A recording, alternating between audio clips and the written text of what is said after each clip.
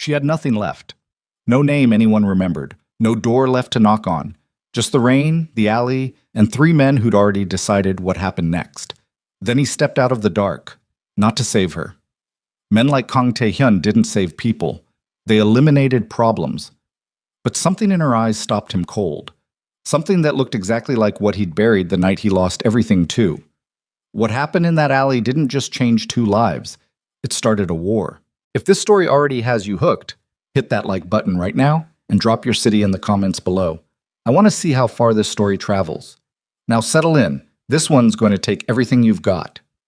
The rain came down hard enough to hurt. It hammered the pavement in sheets, turning the gutters of West 32nd Street into shallow rivers that swallowed cigarette butts and takeout containers and whatever else the night had discarded.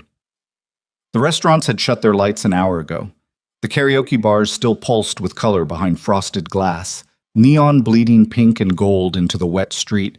But out here in the alley that ran behind the row of Korean barbecue joints and herbal medicine shops, there was no color. Just gray concrete, black shadow, and the particular stench of a city that never quite cleaned itself no matter how hard it rained. Kang Tae-hyun stood at the mouth of the alley with his hands in the pockets of a coat that cost more than most people's monthly rent and watched three men do something they were going to regret. He hadn't planned to be here. He'd been heading back to the car after a meeting 3 blocks north. A quiet conversation in a private dining room above a restaurant that officially didn't exist, with men who officially didn't know each other. Business. The kind that didn't appear in any ledger or get discussed in any language that a wiretap could make useful. He was supposed to walk to the car, get in, and be back at the estate by midnight. Instead, he'd heard something. Not a scream he might have ignored. The night had its share of those, and most of them resolved themselves without his involvement. What he heard was the particular sound of someone trying not to scream.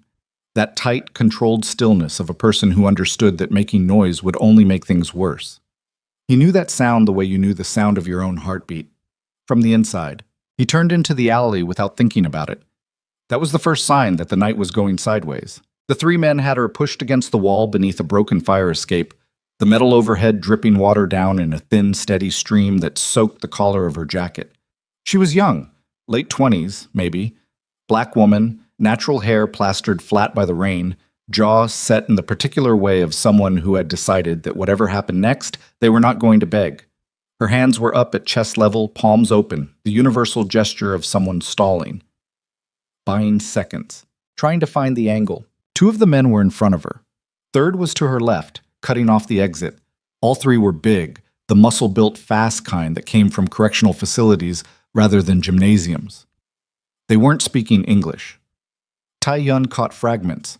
Mandarin, not the mainland standard, but something coastal, clipped and fast. And he caught enough of the vocabulary to understand what they were discussing. They were debating which vehicle. They were debating timing. This was not a robbery. The man closest to the woman reached for her arm. Tae-hyun said in Mandarin, "Don't." All 3 turned.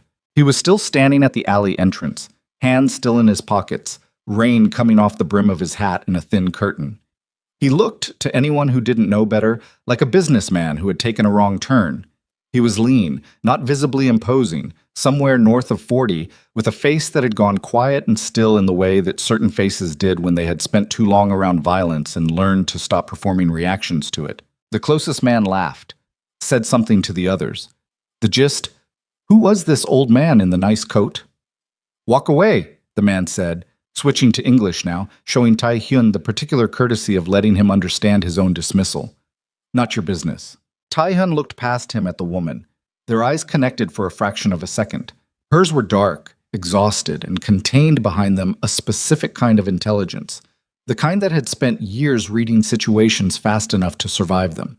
She was reading him right now, trying to decide if he was rescue or complication. He looked back at the man. "You're working for Shen Guowei," Tae-hyun said. Not a question. He recognized the tattoo on the forearm. "Guowei and I have an arrangement. This block is not part of his territory." The man's smile didn't change, but his eyes did. A flicker of recalculation. He knew the name Kang Tae-hyun. Most people in this business did. The question was whether he believed this was actually him. "You got ID?" the man said, which was almost funny. "I have something better," Tae-hyun said. "I have a phone. And Guo answers when I call. A beat. The three men exchanged a look. That was the problem with freelance enforcement. The chain of command had gaps in it, and the gaps were exactly where moments like this lived. The one on the left moved first. He always did, in these situations. The one on the left was always the fastest and the least patient, which was also why the one on the left rarely lasted long. What happened in the next 40 seconds was not complicated. It was simply efficient, and it was ugly in the way that real violence was ugly. Not choreographed, not cinematic, full of sounds that had no place in any edited version of events. Taehyun moved out of his pockets and into the space between them, and he used the rain and the dark and the fact that none of them had expected actual resistance. And when it was done, all three men were on the wet pavement, and Taehyun was breathing harder than he would have liked, and there was blood on his knuckles that was not entirely his own. He stood still for a moment, assessed. All three breathing. That was fine. He preferred it that way when the situation allowed. Bodies created paperwork, and paperwork had a way of becoming complications. He turned around. The woman hadn't run. He hadn't expected that. Most people ran. The situation had its own gravity. Violence occurred. The threat collapsed. The door opened. Survival instinct pushed through it. But she was still standing against the wall with her back straight and her chin up and her eyes on him. And there was something in her posture that was not quite composure but was trying very hard to be. "You should go," he said. "Where?" she said. The word hit the air between them and stayed there. Not rhetorical, genuine. She wasn't asking for directions. She was asking a real question, and Taehyun, who had not survived 43 years and the specific industry he inhabited by making impulsive decisions, found himself standing in the rain staring at a stranger and not having an answer that felt sufficient. He took off his coat. He wasn't sure why. The movement was almost involuntary. His hands moved to the buttons before his mind formally issued the instruction. The way your hand pulled back from a hot surface before conscious thought registered the burn. He held it out to her. She stared at it for a second. Then she took it. She pulled it around her shoulders and something went out of her face. Not relief exactly, more like the particular deflation of a person who had been braced against something for so long that they'd forgotten what it felt like not to be bracing. She pulled the coat tighter and she looked away, and he saw her throat move. "I don't have anybody," she said. The voice was quiet, almost conversational, like she was reporting a fact rather than confessing to it. There's nobody I can call. There's no place I can go right now that those men can't follow me to." She stopped, swallowed again. "I know that sounds like a problem you didn't sign up for." "No," he said. She looked at him. "It is a problem I did not sign up for," he said. "But that is not the same as one I will ignore." He pulled out his phone, made a call. Spoke in Korean for 30 seconds. Clipped, directive, the kind of language that expected compliance rather than questioning it. He ended the call and looked at her again. "A car is coming. You will come with me." "I don't know you." "No," he agreed. "That's supposed to be a reason not to get in a stranger's car." Under ordinary circumstances, yes. He looked down at the three men on the ground, the rain soaking through their jackets, the water running thin pink where his knuckles had connected. These are not ordinary circumstances. She looked at the men, looked at him. The calculus of desperation was something he understood. It was not comfortable math, but it was math people performed when the options had narrowed to a specific and limited set. "What's your name?" she asked. He told her. He watched her face for recognition. Most people had a reaction, something in the eyes, the jaw, a tightening around the mouth that meant the name had landed somewhere, it meant something.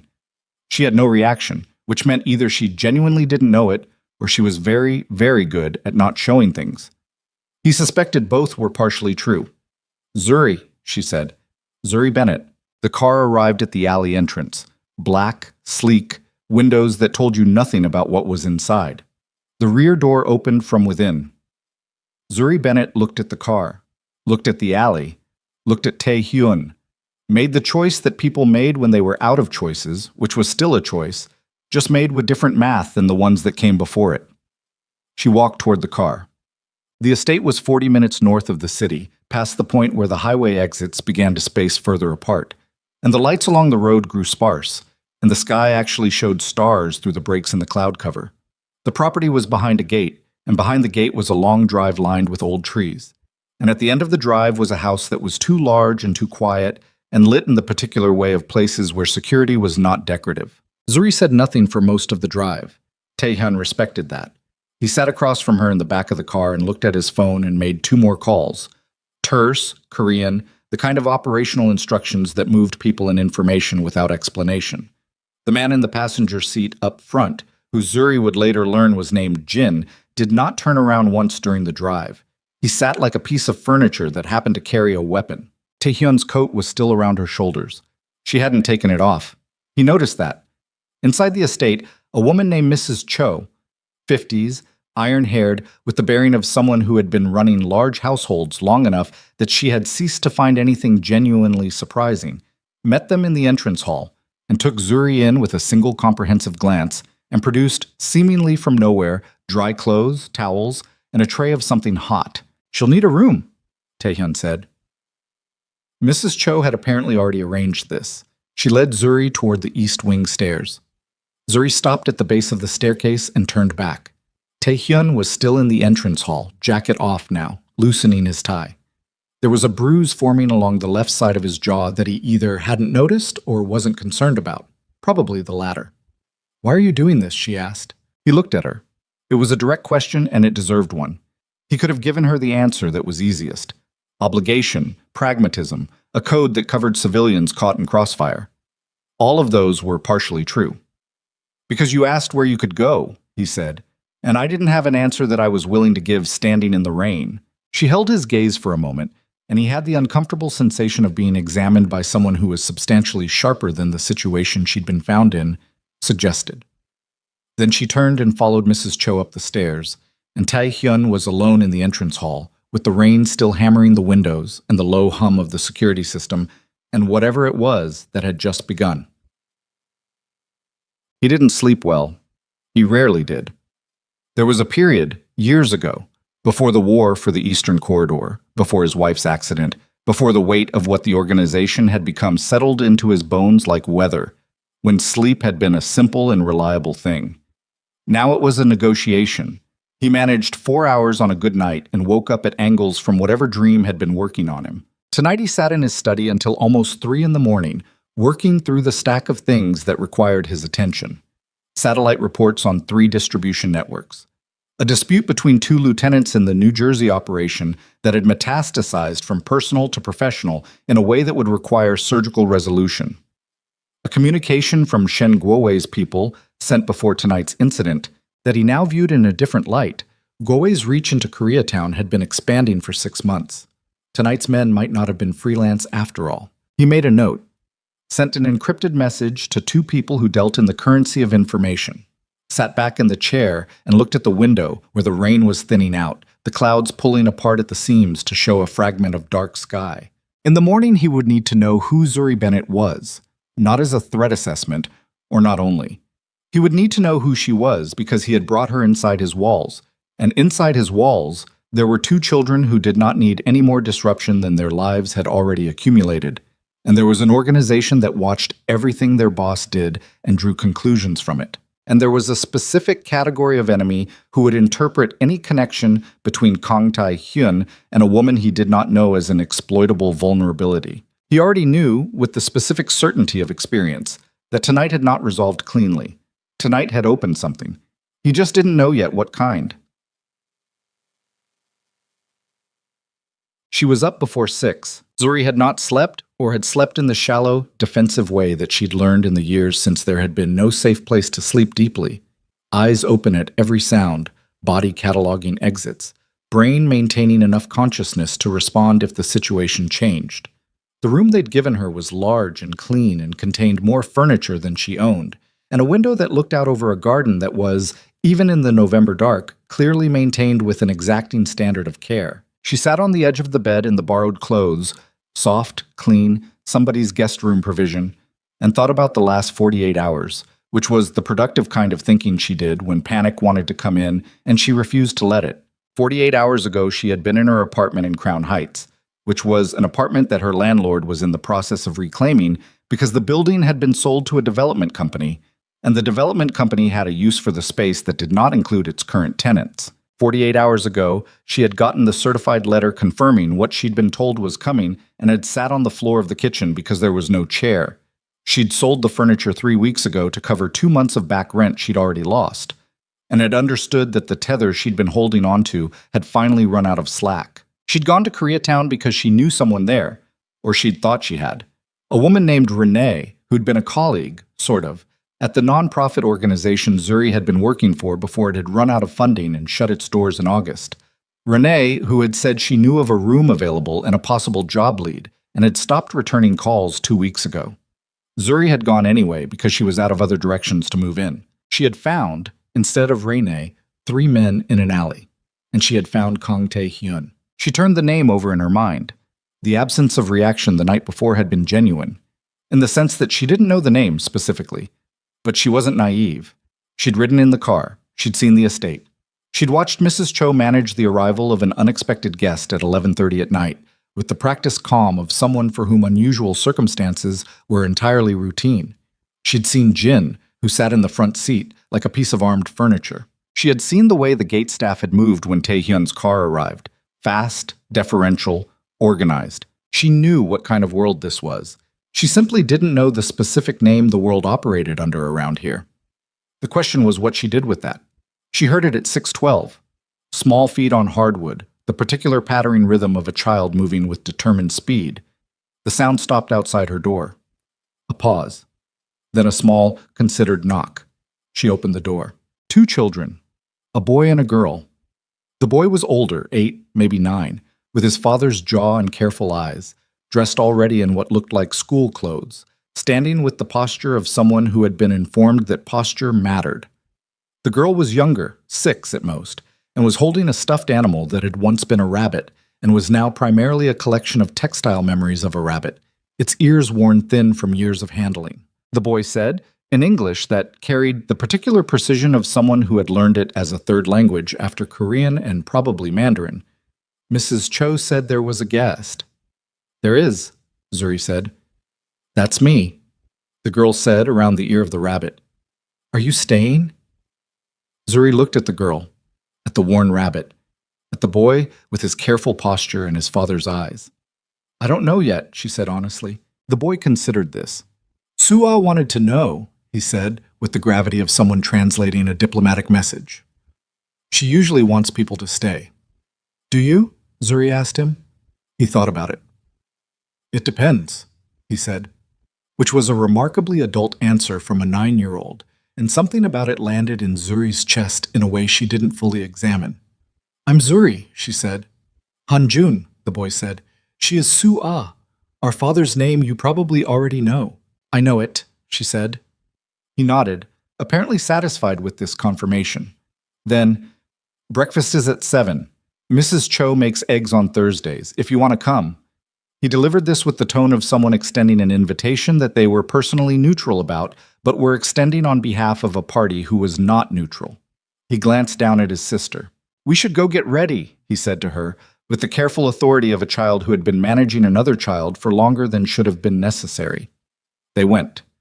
Zuri stood in the doorway and watched them go down the hall, and something pulled hard beneath her sternum, the specific ache of something that wanted to be named and that she was not ready to name. Tae-hyun was in the kitchen when she came down, not at the table. He was standing at the counter with a coffee cup and his phone, moving between the two with the multitasking efficiency of someone who had been running parallel tracks since long before 7 in the morning. He was in different clothes, but the bruise on his jaw was more visible in daylight. Nobody in the kitchen seemed to think this was remarkable. He saw her, set the phone down on the counter. "Did you sleep?" he asked. "Some," she said, which was a diplomatic fraction of the truth. He looked at her with the quality of attention that she'd noticed the night before. Not aggressive, not intrusive, just precise. Like he was filing information rather than performing interest. "Sit down," he said. "Eat something." She sat at the kitchen table. Mrs. Cho materialized with eggs and rice and a small bowl of kimchi and something that Zuri didn't recognize but that smelled like it had been cooking since before anyone else was awake. Hanjun and Sua were already at the table. Hanjun eating methodically, Sua rearranging her eggs in a way that suggested eating was a secondary consideration. Tae-hyun came to the table and sat. Not at the head of it. He sat at the side, the way someone sat when they were joining a group rather than presiding over it. Zuri noticed that too. I need to ask you some questions, he said, if you're willing. I figured, she said. Last night, those men, you know what they were doing. Yes. Do you know why they targeted you specifically, or was it opportunity? She picked up her chopsticks, set them back down. I don't know. I've been dealing with some housing instability. I've been in a few different places the last couple months. There's a shelter I stayed at for a while in September. A friend's couch. The Crown Heights apartment. She paused. Maybe I was visible. Maybe I was just in the wrong alley. He listened to this with the focused stillness of someone sorting signal from noise. The men were from a trafficking operation that works out of several points along the eastern seaboard. They don't typically work this far west in Manhattan. You know them. I know who employs them. It doesn't necessarily connect to you specifically. A pause. But I need to know if there are other things in your life that might. She looked at him across the table. Suwa was watching them both with the uncomplicated openness of a 6-year-old who had not yet learned to pretend she wasn't listening. You want to know if I'm a liability, Zuri said. He didn't answer immediately, which was itself an answer. I want to know who you are, he said, so that I understand what I've brought inside my house. It wasn't cruel, it was honest, and she'd had enough of the other kind to appreciate the difference. She thought about what to tell him, and she told him the truth, which she hadn't done in a single unfiltered sitting in a very long time. She told him about the nonprofit, a women's resource center in Flatbush, 8 years of casework, grant-dependent, gone in August when the funding dried up, and the board voted to dissolve rather than restructure. She told him about the chain of events that had followed, the apartment she'd been sharing with a colleague who had moved back to her family in Georgia, the Crown Heights place she'd gotten on her own and then couldn't sustain, the months of grinding attrition that had brought her to a place where going to Koreatown on a cold Tuesday night on the strength of a lead she hadn't actually confirmed was the best option available. She told him about her parents. Her mother had died when she was 14. A wrong diagnosis, a medication interaction, 3 weeks in the hospital, and then not anymore. Her father had made it until she was 21 before his heart gave without warning, and then she had been, in the practical sense, on her own. She'd had an aunt for a while, an uncle by marriage, cousins she'd fallen out of regular contact with, and then a succession of smaller losses, the kind that didn't constitute emergencies but accumulated into a particular shape. And she had looked around one day in her mid-20s and understood that the shape was alone. She'd built things since then, colleagues who mattered, a few genuine friendships, the work at the nonprofit, which had been more than a job, had been, in the plainest sense, the structure around which she'd arranged her life. And then the work had gone, and the structure had gone with it, and the friendships had their own complicated geographies, and she'd been paring down for 6 months until there was very little left to pare. She said at the end of it, I don't have anybody. And then, almost immediately, I know how that sounds. Across the table, Hanjun had stopped eating. He was looking at his plate with the exaggerated focus of a child who was pretending not to listen so that the adults would keep talking. Tae-hyun said nothing for a moment, then, it sounds like the truth. It is the truth. She looked at him. Is it a problem? He picked up his coffee, drank, set it down. No, he said. It's not a problem. After breakfast, Suwa pressed the worn rabbit into Zuri's hands without explanation and toddled off after her brother, and Zuri sat at the kitchen table holding a stuffed animal that had been loved almost past the point of recognition, and she thought about the word family and what it cost to say it and what it cost not to. By noon, Tae-hyun had made 6 calls, received 12, and held 2 in-person meetings in his study that lasted a combined 40 minutes and covered, among other things, the question of who exactly had sent those men into Koreatown the previous night. The answer, when it came back from his information sources, was more complicated than a random crew working a target of opportunity. The men had been sent. The target had not been Zuri Bennett. The target had been the block. A sweep operation, indiscriminate, the kind of work that Shen Guo ran when he wanted to expand a territory's revenue base without the operational overhead of individual acquisitions. Zuri had been in the wrong alley at the wrong time, which was, in some ways, better news, in some ways worse, because the problem now was not that someone had specifically targeted a woman Tae-hyun had brought into his home.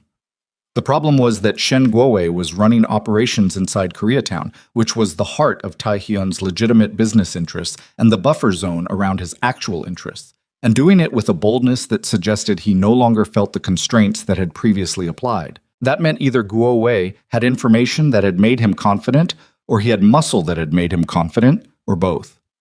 Tae-hun sat with this for a moment. Then he called the man who handled his intelligence operation and said, "Find out what Guowei knows about me that he shouldn't."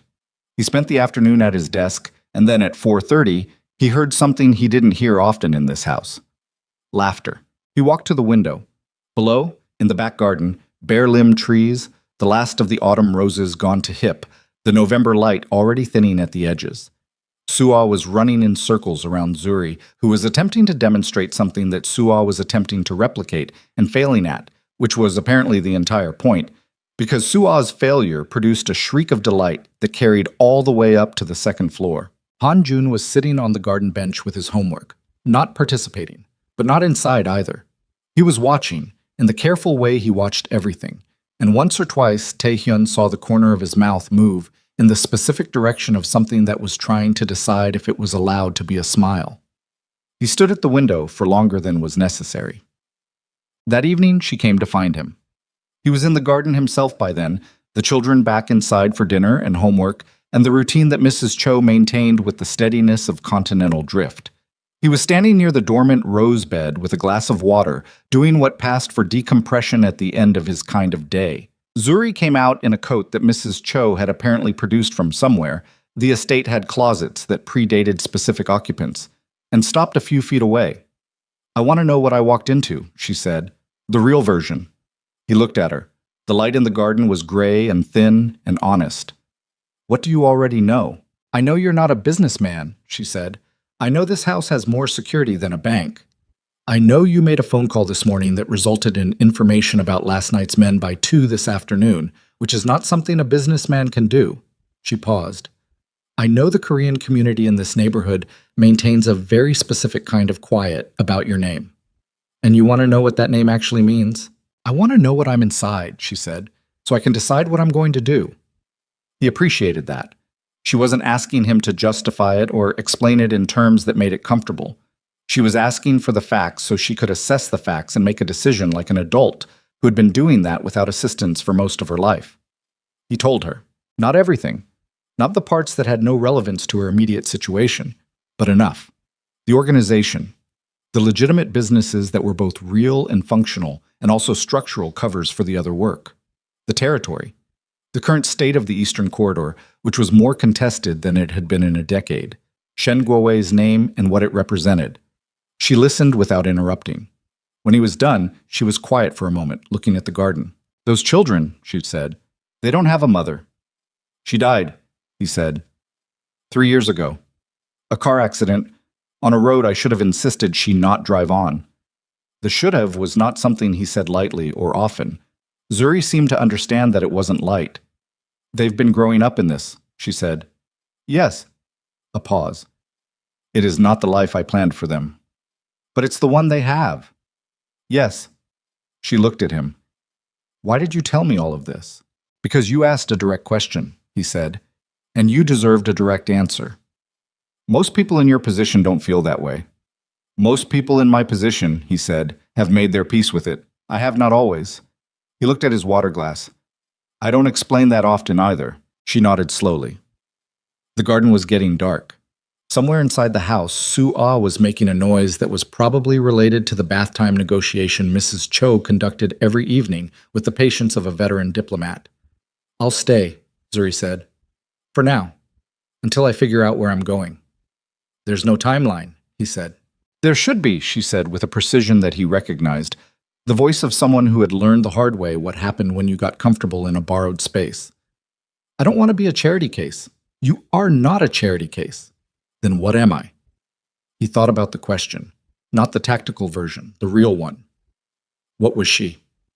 What had she become in 18 hours of existing inside the strange, specific gravity of his life? "A person," he said, "who is in a difficult moment, who I chose to offer a different option." He met her eyes. "And who I think is capable of deciding what to do with it." She held his gaze. Then she pulled the borrowed coat tighter and looked back at the house, where the lights were coming on in the upstairs windows, where his children were making the ordinary sounds of evening, where the machine of this complicated life kept running regardless of what either of them decided. "Okay," she said. "Just that. Okay." Taehyun was still in the garden 20 minutes after she went inside. The night had come down fully now, cold and clear following the rain, and he stood in it and worked through what he knew and what he didn't know and what he felt, which was the category he was least accustomed to auditing. His phone rang. Jin's name on the screen. He answered. Jin said, in Korean, clipped and fast, "We have a problem. Guowei's people have been asking questions about last night, about who intervened. They know it was me. They know someone with muscle intervened. They don't have the name confirmed. Yet. How long before they do?" A pause. "Less than 48 hours. Probably less." Taehyun looked at the house, at the lit windows, at the shape of a life that had just 8 hours ago expanded in a direction he had not planned. "Tell Park to move the eastern perimeter schedule forward," he said, "and I need the Guowei intelligence file on my desk by 6 tomorrow morning." He ended the call, stood in the dark for another moment. The problem had never been that bringing Zuri Bennett into his home would have consequences. He had known that from the moment he turned into the alley. The problem was that the consequences were already moving faster than he'd expected. Guowei was asking questions. Guowei was connecting dots. And the dot that connected most cleanly to Kang Taehyun's greatest vulnerability, the one that every enemy in the history of his operation had tried to find and use, was not the organization, not the money, not the territory. It was the children. And now, perhaps, it was something else too. He went inside. The house was warm and too quiet in the way that houses got after children were put to bed, that specific peace that felt fragile at the edges. He climbed the stairs, past the door behind which Suah was presumably asleep with her worn rabbit, past Han Jun's door, where a sliver of light told him his son was still reading, the way his son always read too late, the way Taehyun had read too late at his age. He stopped outside his own bedroom door and stood in the hallway and thought about what Jin had just told him and what it meant for the woman asleep at the other end of the corridor. Guowei's men didn't yet have a name, but they were asking. And in this business, once someone started asking the right questions, they always got the answers. The file on Shen Guowei was 43 pages, and Taehyun read all of it before the coffee was done brewing. He sat at his desk in the gray 6 a.m. light, with the file open and a pen in his hand that he hadn't used yet, and worked through it the way he worked through everything, methodically, without hurry, letting the picture build itself rather than forcing it into a shape he'd already decided on. The intelligence was good. Park's people were thorough. By the time he reached the last page, he had a pen mark beside 4 items and a specific cold clarity about what the next 72 hours were going to require. Guowei wasn't expanding into Koreatown opportunistically. He was doing it because someone had told him that the Eastern Corridor's northern anchor was weakening. Someone had given him a map of Taehyun's operational rhythm, which routes moved which product on which nights, which lieutenants held which decisions, which blocks were covered, and which had gaps wide enough to walk a crew through. That information did not exist in any external document. It lived inside the organization. Taehyun closed the file, sat with that for a moment.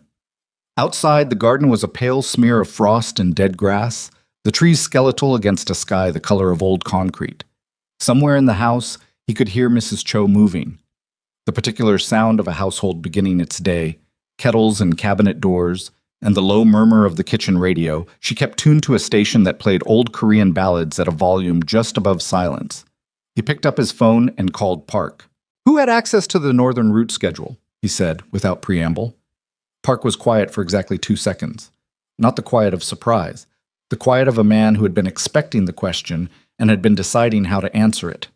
6 people, he said. "Same as always, yourself, me, Jin, Ryu, Choi, and the logistics coordinator, Kim Dong-soo. That's been the same 6 for how long? 18 months, since we restructured after the Bronx situation. Pull Kim Dong-soo's communication records for the past 30 days, Taehyun said. Personal devices too. Everything." Another pause. "That's going to create friction. Dong-soo has seniority. If he finds out he's being reviewed, then he finds out," Taehyun said. "Pull the records." He ended the call, set the phone down, looked at the wall where a painting hung that his wife had bought at a small gallery in Insadong the year before they'd moved to the States, a landscape of mountains rendered in inkwash style, spare and cold and precise. He looked at it when he needed to think without any particular direction, the way some people looked at water. The problem with the leak inside an organization like his was not just the tactical damage. It was the weight of it. The specific gravity of knowing that someone you had trusted with the mechanics of your operation, someone who had sat in your meetings and eaten at your table and handled information that could end lives, had turned that trust into a transaction. He had lived through it before. It never got lighter. Zuri was in the garden at 7 with Han Jun, which was not something Tae-hyun had arranged or suggested. He saw them from the study window when he stood to refill his coffee. His son sitting on the bench with a notebook open on his knee, Zuri sitting beside him, and between them what appeared to be a geometry problem that Han Jun was explaining with the particular intensity of a child who had recently discovered that he was good at something and was still getting used to the feeling. Zuri was listening, not the polite performance of listening, actually tracking it, her head tilted, asking a question that made Han Jun pick up the pencil and draw something in the notebook, then another question that made him erase it and try again. Tae-hyun watched for longer than he meant to. He had raised his son to be careful with people. Not cruel, not closed, careful. Han Jun had learned early, too early, that people entered and left and that the leaving was frequently not their choice or his, and he had built around himself the particular architecture of a child who had decided to make himself self-sufficient enough that the leaving wouldn't ruin him. He had his father's reserve and his mother's stubbornness, and a combination of the two that produced, in a 9-year-old, a formidable and slightly heartbreaking quality of self-containment. He was explaining a geometry problem to a woman he'd met 18 hours ago, like it was the most natural thing he'd done in months. Tae-hyun set down his coffee and went back to the file.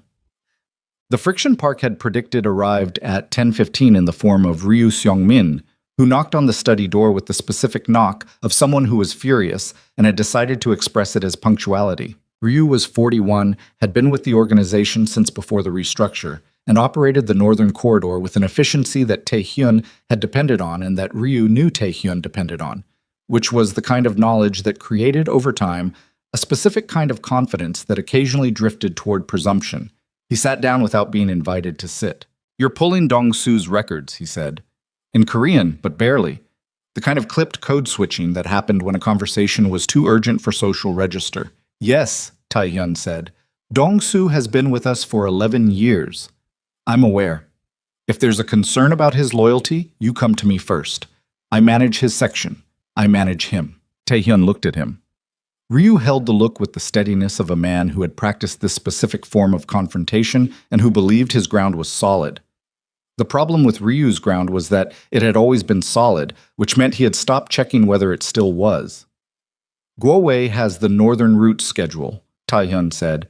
"Specifically, not approximations, the actual schedule with the variance window built in. That exists in 6 heads and nowhere else." Ryu's jaw moved, not quite a clench, the motion of a man recalibrating what he'd come in here to say. "That doesn't mean Dong-su." "It doesn't mean Dong-su specifically," Tae-hyun agreed. "It means one of 6 people. Pulling his records is due diligence. If he's clean, the records will say so, and the friction will have been worth it. And if it's not him, then we pull the next one." Ryu was quiet for a moment. He looked at the desk rather than at Tae-hyun, and Tae-hyun had learned over 15 years of working with this man that when Ryu looked at the desk, it meant he was running numbers, calculating something, not betrayal. Ryu's loyalty was not the part of him Tae-hyun had ever had cause to question. It was something more complicated than that. "There's another thing," Ryu said. "Say it." "The woman." Tae-hyun said nothing. Let the space sit. "People are talking," Ryu said. "Not loudly, but talking. You brought a stranger in off the street. Nobody knows who she is. Nobody knows what she knows. What she might... She's a civilian," Tae-hyun said. "She was in the wrong place. That's what you're telling people. That's what happened." Ryu looked at him now, direct. This was the part of the conversation Ryu had actually come for, and they both knew it. "You've never done this. In 15 years, you don't bring people in. You don't create..." He stopped, chose the word carefully. "Attachments." "I'm aware of my history," Tae-hyun said. "Better than you are." "Then you know how this looks." "It looks like I helped a civilian in distress," Tae-hyun said. which is what it is. Ryu stood. The meeting was ending because Taehyun's tone had indicated it was ending, and Ryu understood those indications even when he didn't like them. He moved toward the door and then stopped with his hand not quite on the frame and said, without turning fully around, "If Guowe's people find out she's here." "They won't find out," Taehyun said, "because the people in this organization are going to maintain operational silence about what goes on inside this estate, which they are already aware is expected of them." He paused. "Weren't they?" Ryu turned enough to meet his eyes. "Yes," he said, and left.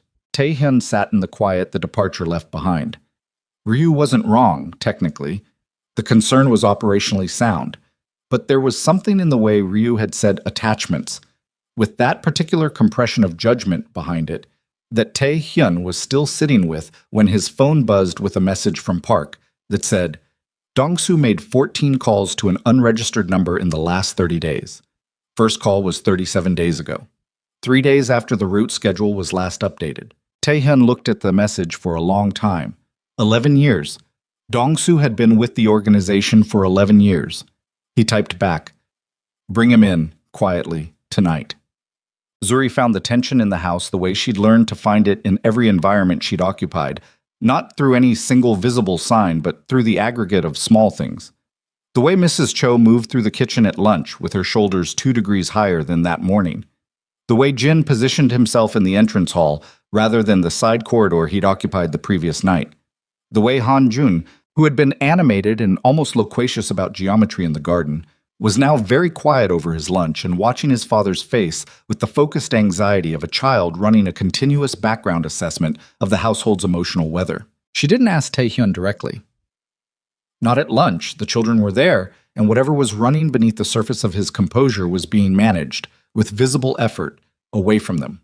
She asked him in the hallway at 2 o'clock, when she caught him moving between the study and the rear exit with Jin at his shoulder and the specific forward momentum of a man with a destination. "What happened?" she said. He stopped, looked at her. The assessment in his eyes was faster than it had been this morning. The tempo of his processing had accelerated, which she read as things having moved in a direction he was managing. "A situation within the organization," he said, "not connected to you." "You sure?" A beat. "Yes." "You're lying," she said, "or you're being partial, which is a form of lying." His jaw tightened slightly. Not anger. Recalibration. She got the sense that he was not frequently spoken to this directly by people who were not in his operational structure, and that it created a specific adjustment requirement. "There may be someone in the organization passing information to Guo," he said. "It predates last night. It is not about you." "But if Guo gets more information about last night, I'm managing it." "That's not an answer. It's the answer I have right now," he said, and his voice had an edge in it that was not quite sharp but was close to it, the sound of a man who was already carrying significant weight and had reached the threshold of what he would discuss in a hallway. She let him go. She stood in the hallway for a moment after he'd moved through the rear exit, processing the shape of what he'd told her. Then she turned and found Han Jun standing at the top of the staircase, looking down at her. "He does that," Han Jun said. "When it gets complicated, he goes somewhere and deals with it, and then comes back and acts like it wasn't complicated." "Does that bother you?" Zuri asked. Han Jun thought about it with the seriousness he seemed to apply to most questions. "It used to," he said. "Now I just watch his hands. If his hands are still, it's okay. If he's doing this..." Han Jun demonstrated a subtle motion, the pad of the thumb moving against the edge of the index finger, almost invisible. "Then it's not okay yet." Zuri looked at him. "You've been watching him a long time." "Since my mother died," Han Jun said, without drama, without the particular self-consciousness that adults brought to that sentence. For him it was simply a coordinate, a point in time from which certain behaviors had been counted. "Sua was too little to know what to watch for, so I learned." The weight of that, a 6-year-old boy appointing himself the household's early warning system after his mother died, settled on Zuri's chest and stayed there. "You shouldn't have to do that," she said. "Somebody has to," he said, with the perfect uncomplicated logic of a child who had filled a gap because the gap was real. Then he went back down the upstairs corridor, and Zuri stood at the bottom of the stairs and understood with sudden and total clarity why Sua had pressed the worn rabbit into her hands that morning. because Sua had seen something in a stranger's face in a doorway at 6 in the morning and had offered the thing she loved most without hesitation, the way children sometimes did before they'd learned to count the cost. Dongsu arrived at the estate at 8 p.m., having been told there was an operational matter that required his presence. He was 52, heavy-set, with the kind of face that had made him good at his job, unremarkable in any gathering, impossible to clock as anything other than a middle-aged man going about middle-aged business.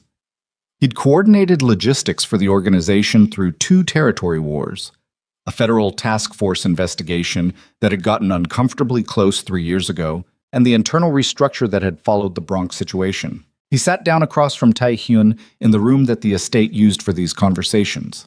Not the study, which was personal, but the meeting room off the main corridor, deliberately featureless, a table and 4 chairs and a window that had been covered. Ryu was not present. Tae-hyun had not invited him. Jin was in the corner. Dongsu looked at the room, looked at Jin, looked at Tae-hyun, and understood the architecture of the evening. To his credit, he didn't perform surprise. "How long?" Tae-hyun said. Dongsu put his hands flat on the table. 37 days. "Who approached you?" "Intermediary. I never met Guowei directly, never wanted to." "What did you give them?" A pause. Not hesitation over whether to answer. The math on that had clearly been done before Dongsu walked into the room. Hesitation over how to say it. "The route schedule, the northern variance window. 3 courier personnel names." He stopped. "That's all." 3 names, Tae-hyun said. "They haven't been moved against," Dongsu said quickly. "I've been monitoring." "You have been monitoring," Tae-hyun said, and the flatness in his voice was more absolute than anger would have been. "The situation that you created while continuing to operate inside my organization." Dongsu's jaw worked. He stopped himself, started again. "My son has a debt, a significant one, the kind that doesn't forgive and doesn't wait. And you didn't come to me." The silence that followed was its own answer. They both knew what it meant. Dongsu hadn't come to Tae-hyun because coming to Tae-hyun meant exposure, accountability, the loss of the particular insulation that 11 years of loyalty had built. Coming to Guowei was easier. It had a cleaner transaction structure. "You've been inside this organization for 11 years, Tae-hyun said. "You know what this table means. You knew when you sat down." "Yes," Dongsu said, quietly, without trying to change its meaning. Tae-hyun looked at him for a long moment. He thought about the 11 years. He thought about the specific intelligence that Dongsu had handed to a competitor. Not abstract information, but names, schedules, people whose safety depended on those details remaining sealed. He thought about the debt the man's son had accumulated and the terrible human logic of a father choosing his child's survival over his own principles. He understood that logic. He lived adjacent to it every day. That didn't change what the table meant. "Your son's debt," Tae-hyun said. "The amount." Dongsu told him. It was significant, not insurmountable. "It will be settled," Tae-hyun said, "from a fund that has nothing to do with your section. Your son will not know where it came from." Dongsu stared at him. "You are finished with the organization," Tae-hyun continued. "Tonight. Your access is closed as of this conversation. You will not contact anyone in the operation. You will relocate. Park will arrange the details. You will have enough to live on." He paused. "This is not generosity. This is the version of this that your 11 years bought you. Do you understand the distinction?" "Yes," Dongsu said.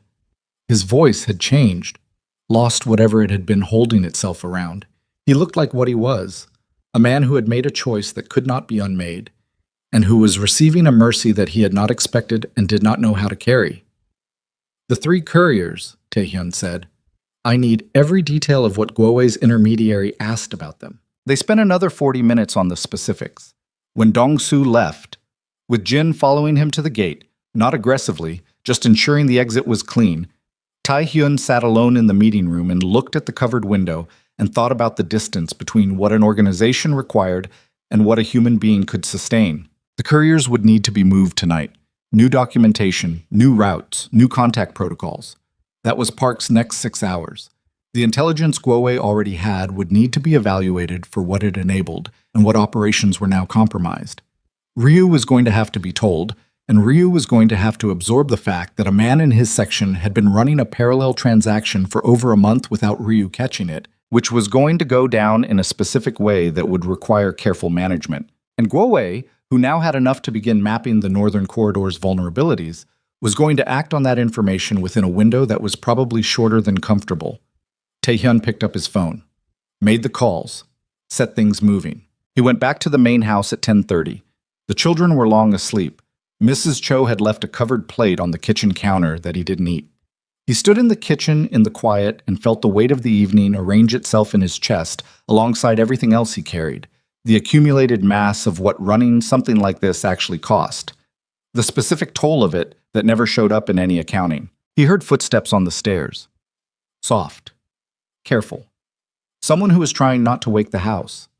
Zuri appeared in the kitchen doorway. She was in the borrowed clothes again, hair pulled back, and she looked at him with the particular directness she seemed to default to regardless of hour. "You're doing the hand thing," she said. He looked down. His thumb was moving against the edge of his index finger. He hadn't noticed. He stopped. "Hanjun told you," he said. "He told me what to watch for," she said. "There's a difference." She moved to the kitchen counter, filled a glass of water, held it toward him. He took it. "Did you handle it?" "Part of it." "The rest?" "The rest is in motion." He drank the water. "Guowei has information about my operation that he shouldn't have. The source of that information has been removed, but the information itself is already in play. Which means he'll use it." "Yes, probably soon. He's been building towards something for 6 months. What I gave him tonight, what the situation tonight gave him, the incident in Koreatown, his crews asking about who intervened, he's going to have a name within 24 hours. When he has the name, he's going to move." Zuri set her water glass down carefully. "Against you. Against anyone connected to me," he said. "That's how Guowei operates. He doesn't go for the target directly. He goes for the edges of the target and collapses inward." She looked at him steadily. "The children. They have a security protocol," he said. "It's established. It's been in place since my wife died." He paused. "But the protocol was designed around a household of a specific composition." "And now the composition has changed," she said. "You don't have a protocol," he said. "You're not in the system. My people don't have a framework for your position here because your position here is—" He stopped. "Undefined," she said. "Yes." She looked at the window above the sink. Outside, the grounds were dark, the security lighting doing its quiet work along the perimeter. She looked at the dark for a moment with the expression of someone running calculations that she hadn't expected to be running when she woke up this morning. "Then define it," she said. He looked at her. "Tell your people I'm under your protection," she said. "Formally. Whatever that means in your structure, do it. Because if Guowei is going to know your name by tomorrow night anyway, the part where I'm an undefined variable in your household is a problem for both of us." She met his eyes. "I'm not asking to be inside your organization. I'm asking you to close the gap." It was, he thought, a remarkably precise reading of the situation from someone who had been inside his world for 36 hours. "If I do that," he said carefully, "your position here becomes explicit. You become a known association. Guowei's people, when they map my connections, will find me anyway," she said. "You know that. The only question is whether they find me defined or undefined. One of those is more dangerous." The kitchen was very quiet. The radio was off. Outside, somewhere along the north perimeter, a sensor light swept a slow arc across the garden. He looked at her for a long moment, at the steadiness in her face, at the particular quality of courage she was displaying, which was not the dramatic kind, not adrenaline-fueled or righteous, but the grinding, deliberate kind that came from someone who had been surviving hard situations through pure application of will, long enough that they'd stopped finding the calculation novel. "All right," he said. He reached for his phone, sent a single message to Park and Jin that was 4 words in Korean. "She is protected formally." He set the phone down. "It's done," he said. She nodded, picked up her water glass, started toward the hallway, and then stopped at the doorway and turned back. And her face in the kitchen light had something in it that wasn't quite relief and wasn't quite fear, and was probably the specific expression of a person who has just crossed a line they knew was there and had crossed it deliberately and was now standing on the other side of it, taking stock. "Thank you," she said. "Don't thank me yet," he said. "In about 20 hours, You're going to understand what that message actually means. She held his gaze. I think I already do, she said, and she went upstairs. Taehyun stood alone in the kitchen. His phone buzzed. Park, confirming receipt. Then Jin, same. Then, from a number that was in his contacts under a name that was not a name, but a code, a message that made the back of his neck go cold. Guowei moved his crew north tonight.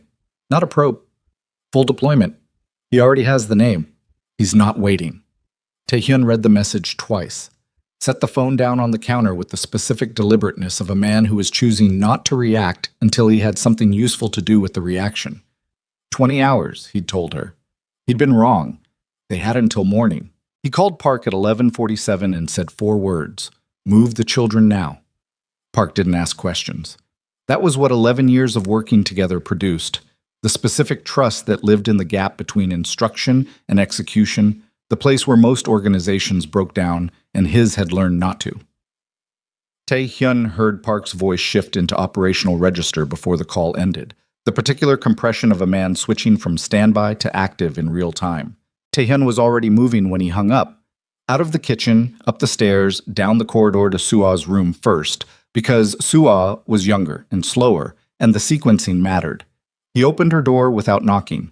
She was asleep on her side with the worn rabbit tucked under her chin and her mouth slightly open, and she looked, in the low light from the hallway, so completely and vulnerably small that something moved through his chest that he didn't have words for in any language. He picked her up. She stirred but didn't wake fully, made a sound against his shoulder, the half-conscious protest of a child being moved from warmth. He held her and went across the hall to Hanjun's room. Hanjun was awake. He was sitting up in bed with his reading lamp on and a book face down on the blanket, and his eyes already at the door when Taehyun came through it, as if he'd been listening for exactly this. Get dressed, Taehyun said quietly. Warm layers. Fast. Hanjun looked at his sleeping sister in Taehyun's arms. He didn't ask what was happening. He got up and went to his closet with the controlled efficiency of a 9-year-old who had been mentally rehearsing this scenario for longer than any 9-year-old should have to.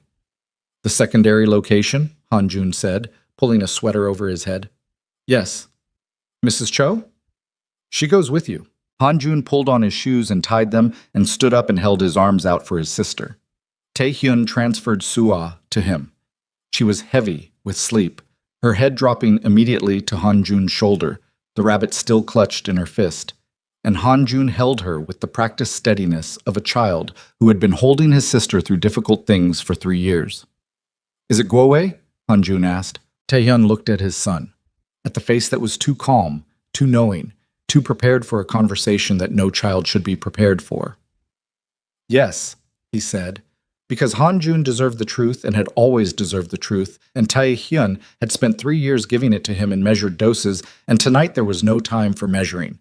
Hanjun nodded. Okay, he said. Just that, the word his father used. They went downstairs. Mrs. Cho was already in the entrance hall with 2 bags packed. She'd heard Taehyun's footsteps on the stairs and had moved without being told, which was the kind of efficiency that made her indispensable and occasionally frightening. She took Sua from Hanjun. A car was at the rear entrance, engine running, 2 of Park's men flanking it.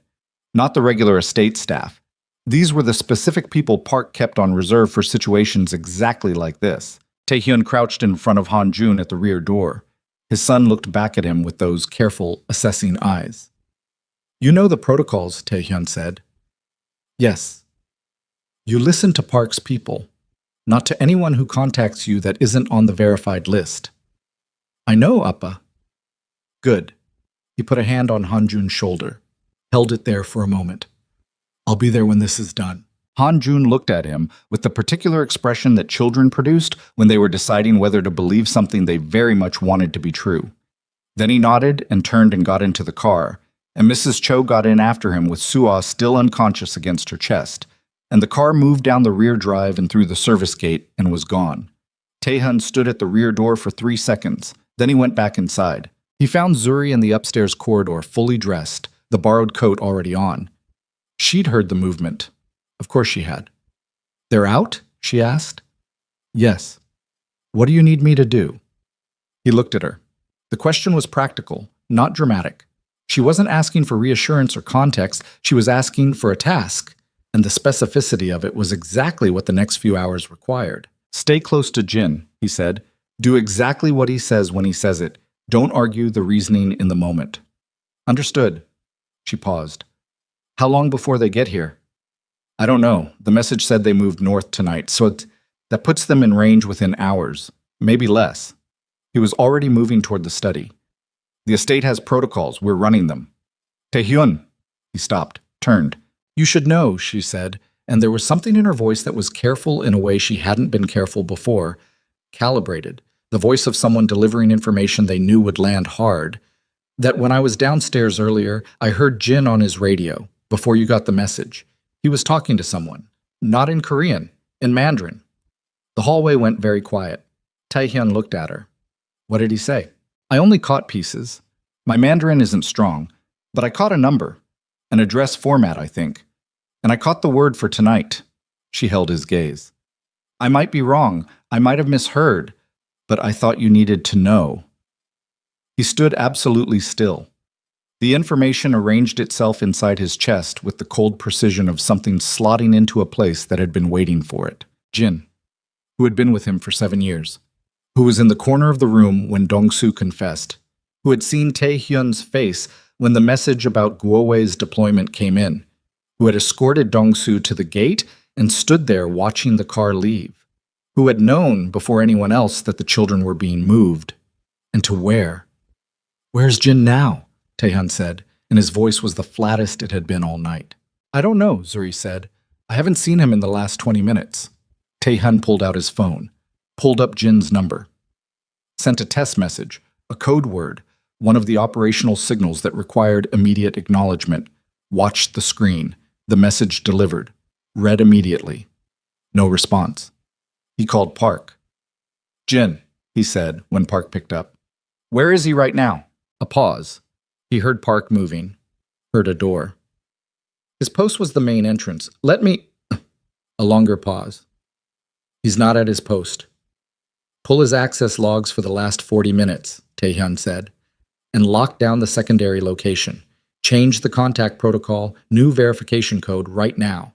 Nobody reaches Mrs. Cho or the children through any channel Jin had access to. Done, Park said immediately, and Taehyun heard the operational shift in his voice. The sound of a man who had just understood the shape of the evening and was moving to meet it. What do you need on your end? Every man you can put on the perimeter in the next 15 minutes. We'll have gaps. I know. Fill what you can. He ended the call, stood in the hallway with the phone in his hand and worked through the implications of Jin the way he'd worked through the Dong-soo file that morning, methodically, without the luxury of emotional processing, building the picture. Jin had been in position to hear every significant conversation of the last 36 hours. Jin had heard the message about Guowei's deployment before Taehyun did. He would have been monitoring the same channel. Jin had known the children were going to the secondary location before the cars pulled out. If he'd relayed that information, and the Mandarin conversation Zuri had overheard strongly suggested he had, then the secondary location was compromised. Taehyun called Park back immediately. The secondary location, he said. Don't just change the protocol. Move them. Different site. Use the contingency. The contingency hasn't been used since... Use it, Taehyun said. Now. He heard Park relay the instruction before the call ended. He looked at Zuri. She was watching him with the stillness of someone who had accurately assessed the severity of what she'd just caused to be revealed and was waiting to find out whether it had been in time. You did right, he said, telling me. Is it enough? He didn't answer that. He went to the study and opened the bottom drawer of the desk and removed 2 things, a sat phone that operated on a different network than his regular device, and a firearm that he checked with the automatic efficiency of someone for whom the check was muscle memory. He loaded it, set it on the desk. He stood at the desk and thought about 7 years. 7 years of Jin at his shoulder, in his meetings, in his car, in his house, in the room when his children had been sick and when his wife had been buried, and when the decisions that shaped the organization had been made at 3 a.m. over a desk exactly like this one. 7 years of proximity, of access, of the specific trust that operational closeness produced because there was no other way to run it. He thought about Dong-soo, who had done it for his son's debt. He thought about what Jin had done it for. and understood that he didn't know, might never know, and that not knowing was a particular kind of damage that went somewhere deeper than the tactical implications. The first shot came through the study window at 1:14 a.m. B. It took out the top left pane of the window and buried itself in the bookshelf on the opposite wall, and Tae-hyun was already moving before the glass finished falling, lateral, away from the window, down behind the desk with the firearm in his hand and his body running the protocols that years of surviving exactly this kind of night had embedded below the level of conscious thought. He heard the estate's alarm system engage, heard the security lights cut on across the grounds, flooding the approach, heard voices on the radio, Park's men on the perimeter, coordinating, the clipped call and response of people who had trained for this and were now performing it in real conditions. He heard from somewhere in the house Zuri's voice, not screaming, talking, fast, low, the urgent murmur of someone issuing information. He couldn't hear the words. He moved. Low, fast, out of the study and into the corridor. The main entrance took 2 more shots. He heard them impact the reinforced door, which was built to absorb exactly that, which bought them time, but not unlimited time. The estate's perimeter was approximately 300 meters of defensible ground. He had 6 men on it right now, plus whatever Park could redirect in the next 15 minutes. Guowei had deployed a full crew. How many people constituted a full crew in Guowei's operational language was something he was about to find out empirically. He found Zuri in the kitchen corridor, flat against the wall beside the rear entrance, with Jin's emergency radio in her hand. She'd found it on the kitchen counter, he realized, where Jin had left it when he walked off post. She was listening to it with the focused attention of someone pulling signal from noise. 3 entry points, she said when he reached her. They're working the north fence and the east gate simultaneously. The radio traffic suggests a 3rd team is holding on the south road. They're not moving yet. He looked at her. You understand that radio traffic? My Mandarin is better in context, she said. Not apologetic, factual. What do? We hold the house until Park can consolidate the perimeter. He scanned the corridor. The rear entrance has a secondary lock. The code is 7741. If I tell you to move, you go through the rear, turn left along the service path, follow it to the structure at the end, which is the groundskeeper's building. There is a room inside with a reinforced door. You go in, you lock it, you wait. And you? I deal with what's in front of me. She held his eyes. It's not a discussion, he said. Not harshly, with the flat certainty of someone who had stopped having discussions about certain categories of decision. If I tell you to move, you move. Understand? A beat. Yes, she said. The north fence breach came at 1:22. He heard it on the radio. A burst of Korean from one of Park's men, the word for down, and then static. One of his people had taken a hit. He didn't know which one yet. He moved toward the main entrance with Zuri behind him and took a position at the reinforced side window that gave him a sight line across the north approach. The security lights showed him 3 shapes moving across the grounds in the tactical pattern of people who had done this before. Not amateurs, not desperate hired help. Trained personnel moving in coordinated sequence. He counted 3 visible, which meant at least as many he couldn't see. He shot out the light on the northeast corner. The shape of the approach changed. They'd lost their angle, had to redirect. Bought him 90 seconds. He got back to the corridor. Park's voice on the sat phone calling in. North team is pinned. I have 2 men moving to reinforce, but they're 3 minutes out. Eastgate, Tae-hyun said. Holding, barely. The south team on the road. Have they moved? Negative, still holding position. Why? That was the question that turned over in his mind as he moved back through the house, checking sight lines, maintaining the picture. Guowei had sent a full deployment, north, east, south coverage. The north and east teams were actively breaching. The south team was holding. Why was the south team holding? He stopped in the center of the entrance hall, thought about it with the particular focused stillness that his body sometimes produced in the middle of chaos, the eye of it, the place where pattern recognition worked fastest. The south team was holding because they were not the assault. They were the catch. They were positioned to intercept something coming out of the estate, not to push into it. Guowei wasn't trying to take the estate. He was flushing it, which meant Guowei expected Tae-hyun to run, which meant Guowei knew exactly where Tae-hyun would run to. The secondary location. The contingency that Park had just activated. His chest went cold. He called Park on the sat phone, and Park answered on the second ring, and Tae-hyun said, The contingency site, has the move completed? They're en route, Park said. 15 minutes out. Pull them back, Taehyun said. The contingency is burned. A silence. How? Jin had access to the contingency protocol. If he was running for Guowei, the contingency is burned. Pull them back to a site Jin never had access to. I need you to think of a location right now, Park. A location Jin never knew. He heard Park breathing, heard him thinking. My sister's place, Park said. In Flushing. Jin was never there. Send them there. Direct. No radio communication on any channel Jin had access to. Drive it manually. Understood. A pause. Taehyun. Jin just turned up on the East Road camera. He's with Guowei's South team. There it was. The complete picture, assembled at last. Jin had walked off post, walked through the South Corridor, and out to the road where Guowei's people were waiting for him. He wasn't just an informant. He had come to watch. Taehyun put the sat phone in his jacket and turned around. Zuri was in the corridor doorway. She had heard enough. He could see it in her face.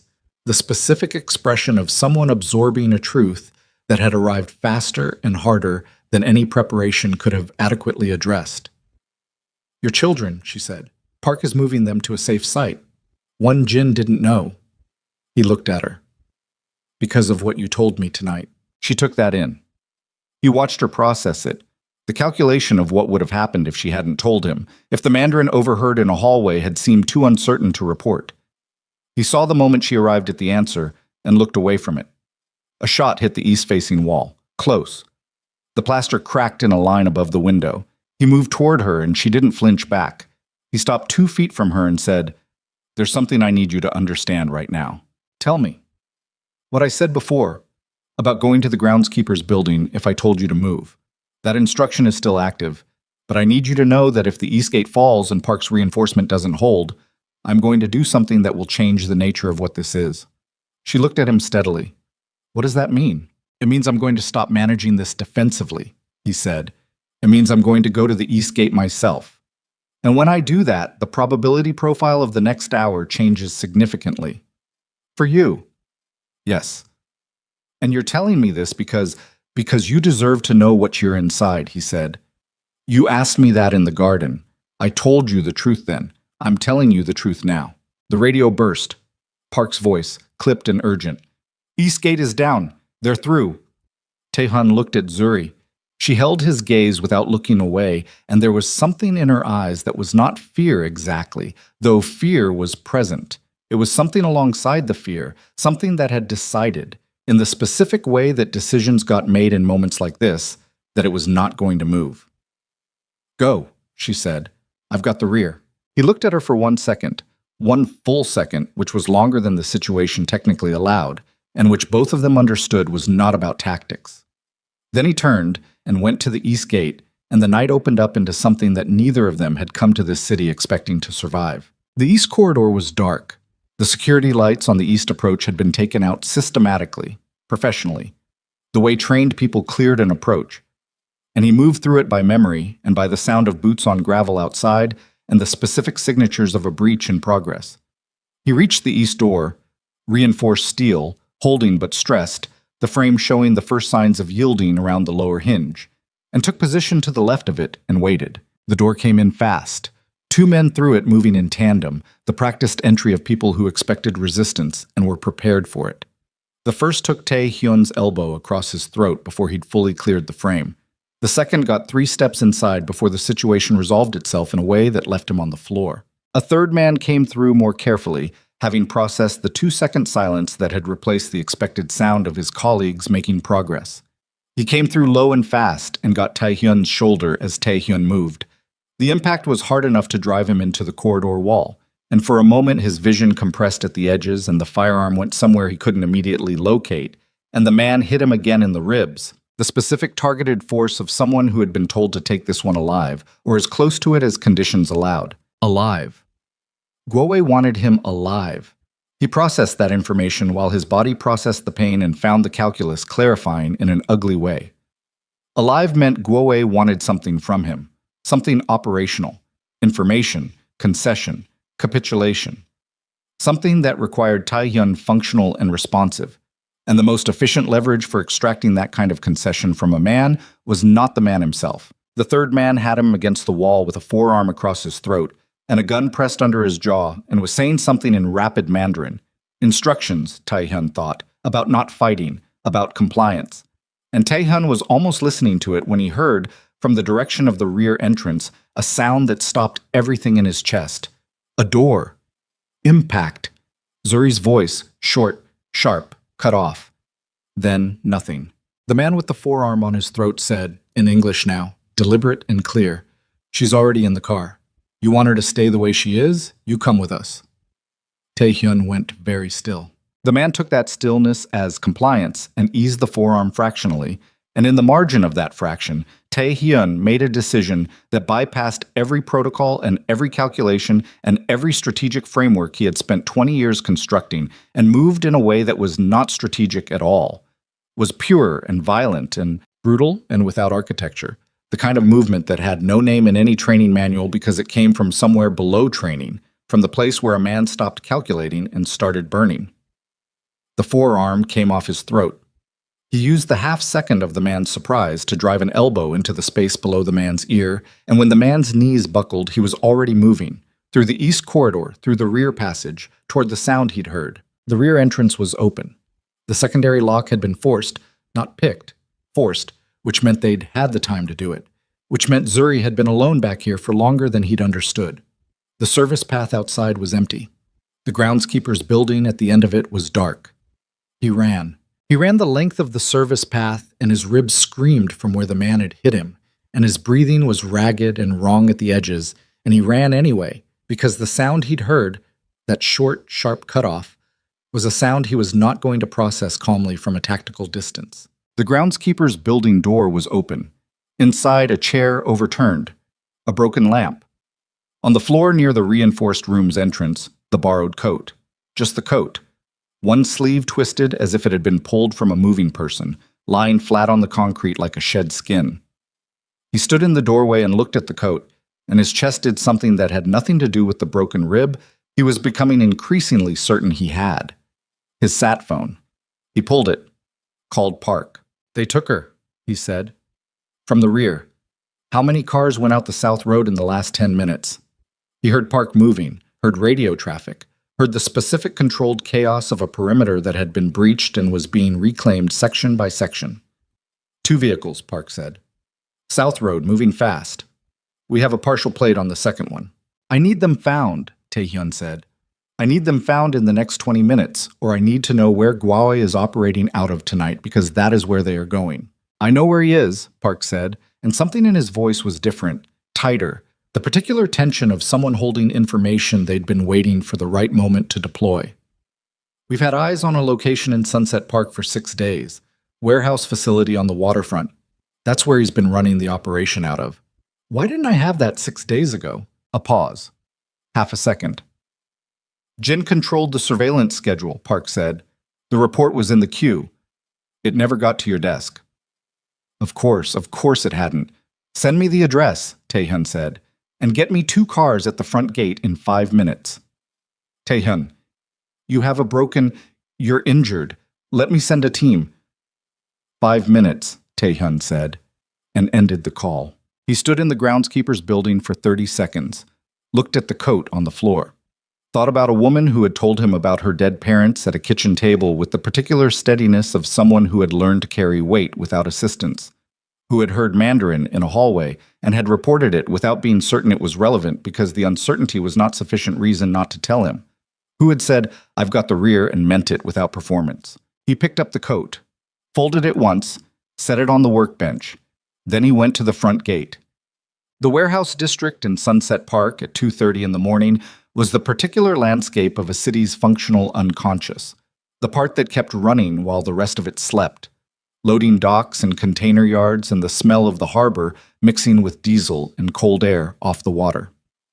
The buildings here were wide and low and utilitarian, and they held their contents without advertisement, which made them useful for exactly the kind of operation Gwawe was running. Park's coordinates put the facility mid-block on a waterfront service road, behind a chain-link fence topped with razor wire and flanked by 2 other warehouses that were legitimately occupied and therefore useful as visual cover. The cars stopped 2 blocks north, and Tae-hyun got out and assessed the approach with the specific attention of a man who had been breaching facilities like this for 20 years, and who was currently operating on adrenaline and a broken rib and a motivation that had nothing tactical in it whatsoever. He had 4 men with him. Park had wanted to send 8. Tae-hyun had taken 4 because 8 took longer to move and made more noise, and the math on the next hour was not about overwhelming force. It was about getting to a specific room before whoever was in that room made a decision that couldn't be walked back. He briefed the 4 men in 30 seconds. Entry points, sequencing, the objective. The objective was 1 person, alive and intact. Everything else was secondary. They moved. The fence was the first problem, and the bolt cutters made it not a problem. The approach to the warehouse's eastern loading door was 50 meters of open ground between 2 pools of light, and they covered it low and fast in the gap between the light cycles. And the man on the loading door saw them with approximately 2 seconds to react, which was not enough. Inside, the smell of salt water and machine oil, and the particular ambient cold of a large space that wasn't heated for human comfort. Stacked containers, a forklift parked at the far end, overhead lights at half power casting long shadows between the structures. A metal staircase on the north wall leading to an elevated office section, glass-fronted, lit from within, figures visible through the glass moving with the casual confidence of people who believed they were secure. Tae-hyun counted 4 figures in the office, possibly more behind the line of sight. At the base of the staircase, 2 men, heavy, armed, the particular posture of professional security that was accustomed to its presence being sufficient deterrence. It wasn't going to be sufficient tonight. He sent 2 of his men along the container row to the south side of the staircase base, took the other 2 and moved along the north wall. The math was simple and ugly, and he worked it without ceremony. The men at the staircase base were competent. In a different situation, on a different night, with more preparation on both sides, this would have gone differently. Tonight it went the way it went because Tae-hyun was moving with the specific velocity of a man who had one thing in his mind and was not distributing his attention across anything else. And that concentration of purpose was its own force multiplier. It was over in 40 seconds, and he was climbing the stairs with his jaw set and his broken rib telling him about every step and the gun in his hand, and his breathing coming in the controlled pattern he'd learned to impose on his body when it wanted to do something faster than useful. The office door was reinforced, but not adequately for the method he applied to it, and it opened, and he went through. 4 men. He'd counted correctly. 2 of Guowe's operational staff at a table covered in maps and laptops, who registered his entry with the delayed shock of people who'd believed the staircase to be impenetrable. A 3rd man, Guowe's head of security, a person Tae-hyun recognized from intelligence photographs, named Bao, who moved fast, got halfway to a response before one of Tae-hyun's men cleared the doorway behind him, and the calculation changed, and Shen Guowei himself, sitting at the head of the table in a chair that someone had carried up here specifically for him, which told you something about the man. The insistence on comfort inside operational settings, the refusal to be functionally indistinguishable from his surroundings. He was 60, compact, wearing a suit that was too good for a waterfront warehouse, and wearing it with the complete self-possession of someone who dressed for who they were rather than where they were. He looked at Tae-hyun coming through the door, and his expression did something that was almost, not quite, but almost, impressed. "You're faster than I expected," Guowei said in Mandarin. "Given the rib." "Where is she?" Tae-hyun said. In Mandarin, flat and direct as a nail going into wood, Guowei tilted his head slightly. "You came here for her." Not a question, something else. Verification of something he'd hypothesized and was now confirming. "Not for me. Not for the operation. For her." "Where?" Guowei leaned back in his chair. The 2 men at the table hadn't moved. They were watching Bao, reading from him whether this was a moment to act, and Bao was watching Tae-hyun's man in the doorway and making the correct calculation. "She's in the building," Guowei said. "She's fine. She'll remain fine as long as this conversation stays civil. I'm going to need to see that for myself before any conversation happens." Guowei looked at him for a moment. Then he said something to Bao in rapid Mandarin, a sentence with a direction in it, a room number. Bao moved toward the door, acknowledged Tae-hyun's man, and the 2 of them went somewhere below while Tae-hyun stood in the office with his gun and his broken rib in the specific coiled tension of a man waiting for confirmation that the thing he'd come here for was still the way he'd left it. 3 minutes. The longest 3 minutes he'd spent in recent memory. and his recent memory included a lot of difficult minutes. Then he heard footsteps on the stairs.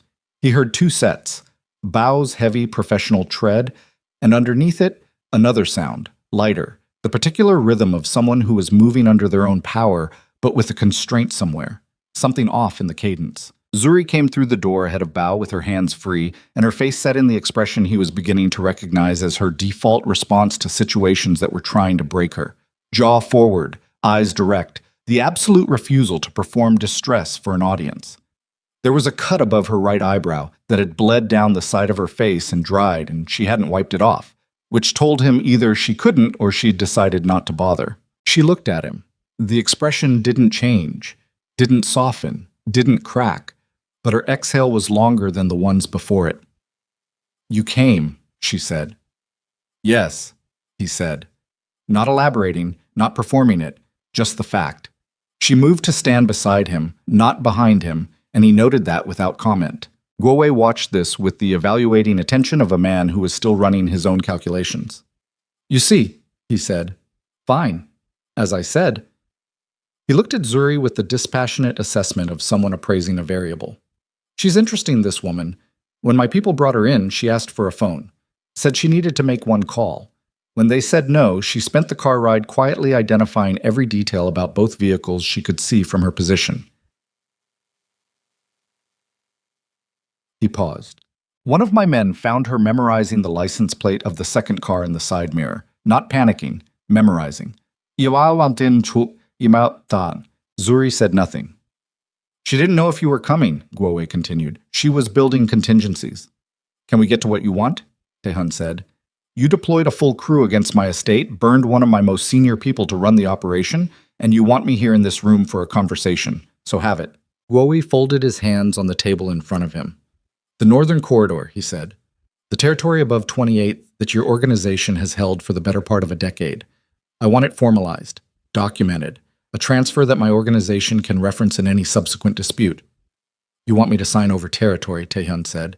"In exchange for what?" "In exchange for this building not becoming significantly more complicated." Guowei's eyes moved briefly to Zuri and back. "And for certain things I know about your operation's current vulnerabilities to remain between us rather than finding their way to federal ears." There it was. The full shape of it, finally. Not just the territory. The leverage. Guowei had enough from Jin's intelligence to make a credible approach to federal investigators. Enough to create the kind of scrutiny that would be slow and corrosive and expensive and ultimately more damaging than a straight territorial conflict. Taehyun looked at him. "You'd take that to federal authorities." "I would find it deeply unfortunate if I had to," Guowei said, with the particular diplomatic syntax of a man who had been threatening people politely for 40 years. "And you brought her here," Taehyun said, "to make sure I understood the stakes were personal, as well as operational."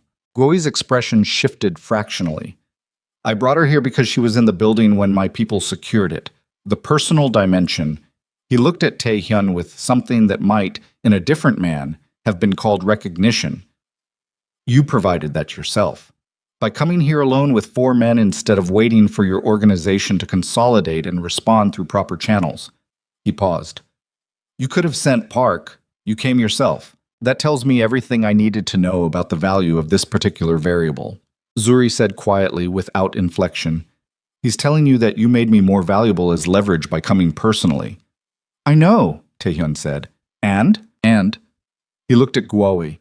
Thought about the Northern Corridor, 10 blocks of territory that represented a significant revenue anchor for the operation that had taken 4 years to consolidate after the last dispute, that multiple people had taken risks to secure and maintain. He thought about federal scrutiny, which was the kind of thing that moved slowly and then arrived all at once with catastrophic weight. He thought about the specific intelligence Jin had provided, which was damaging enough to be genuinely useful to the right investigators. He thought about the asset that Guowei had decided he could use as a pivot point. The woman standing beside him, who had memorized a license plate in a moving car in the dark because she didn't know if anyone was coming, but she was building contingencies anyway. "The territory," Taehyun said. "You're asking me to formalize a transfer." "A partial transfer, the 3 northern blocks. In writing, signed, witnessed. And the federal information remains private, as long as we maintain a functional understanding." "A functional understanding," Taehyun repeated, "meaning ongoing compliance." Guowei said nothing, which was the answer. Taehyun was quiet for a moment. The office hummed with the specific tension of people who were reading each other at speed. Bow near the door. The two men at the table, still watching, still waiting. His own men in position. The gun in his hand that he hadn't raised and hadn't lowered. You've been planning this for 6 months, Taehyun said. You placed Jin 2 years before that, which means this conversation, this specific offer, was always the objective. Not the estate assault, not the Koreatown cruise. This room, this table, this offer. He looked at Guowei directly. You built all of it toward a moment where I'd signed something. Guowei's expression was very slightly pleased. You're as good as people said you were. The problem, Taehyun said, is that you built toward the wrong pressure point. A beat. Something moved in Guowei's eyes. A man who would sign over territory under duress, Taehyun continued, because of a personal connection, is a man whose operation can be managed through personal connections indefinitely. You'd own the Northern Corridor, you'd own the compliance, and you'd own me. He paused. You've been doing this long enough to know that arrangement has a specific shelf life. Eventually, the man either finds a way to resolve the personal connection, or he finds a way to resolve you. He also sometimes simply complies, Guowei said, for long enough that it becomes the new structure. Not this man, Taehyun said. The room was very still. Outside, the harbor wind moved against the warehouse walls with a low industrial moan. Zuri shifted slightly beside him.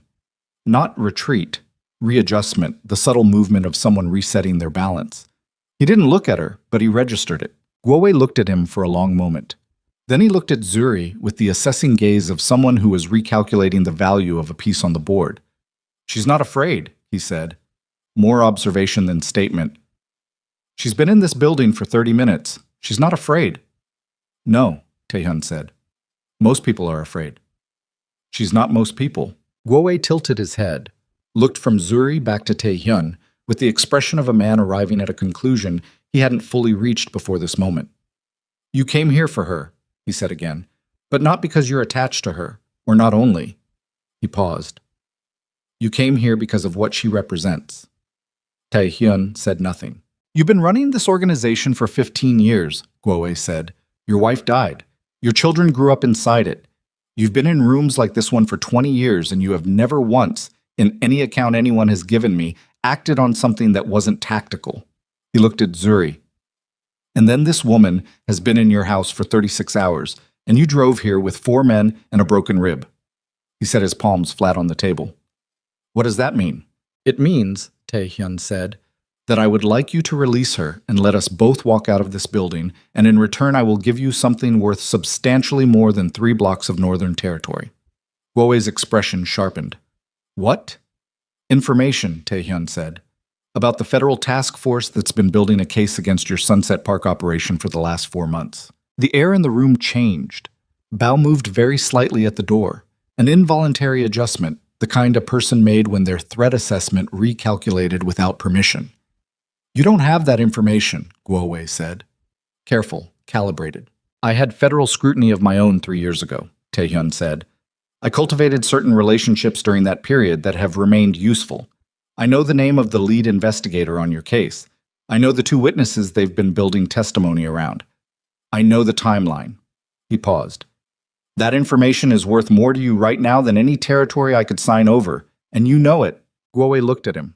The calculation was visible in his face, not the expression itself, which was controlled, but in the quality of his stillness, the way certain men went very still when the math was running fast. Proof, Guowei said. You provide verifiable information. I provide the lead investigator's name and one specific detail about the case structure that only someone with actual access could know. You verify it through your own channels. When it checks out, and it will, we have a conversation about the exchange. And until that conversation concludes? She walks out of this building right now, Taehyun said. That's the precondition. Not negotiable, not part of the exchange. Before I tell you anything, she's out. Guowei was quiet for a moment. Outside, the harbor wind shifted, pushed against the east wall, found a gap in the cladding somewhere that produced a thin high note. If the information doesn't verify, Guowei said, then you still have everything Jin gave you, Taehyun said. You're no worse than you were before this conversation. Another silence. Guowei looked at Zuri with the assessing regard of a chess player evaluating a piece he'd decided to release.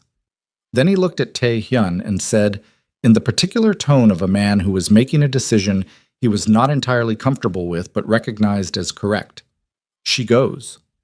Bao moved away from the door. Tae-hyun looked at Zuri. She was already looking at him. Her jaw was set, and her eyes had the specific quality they got when she was running calculation, and he could see the conflict in them.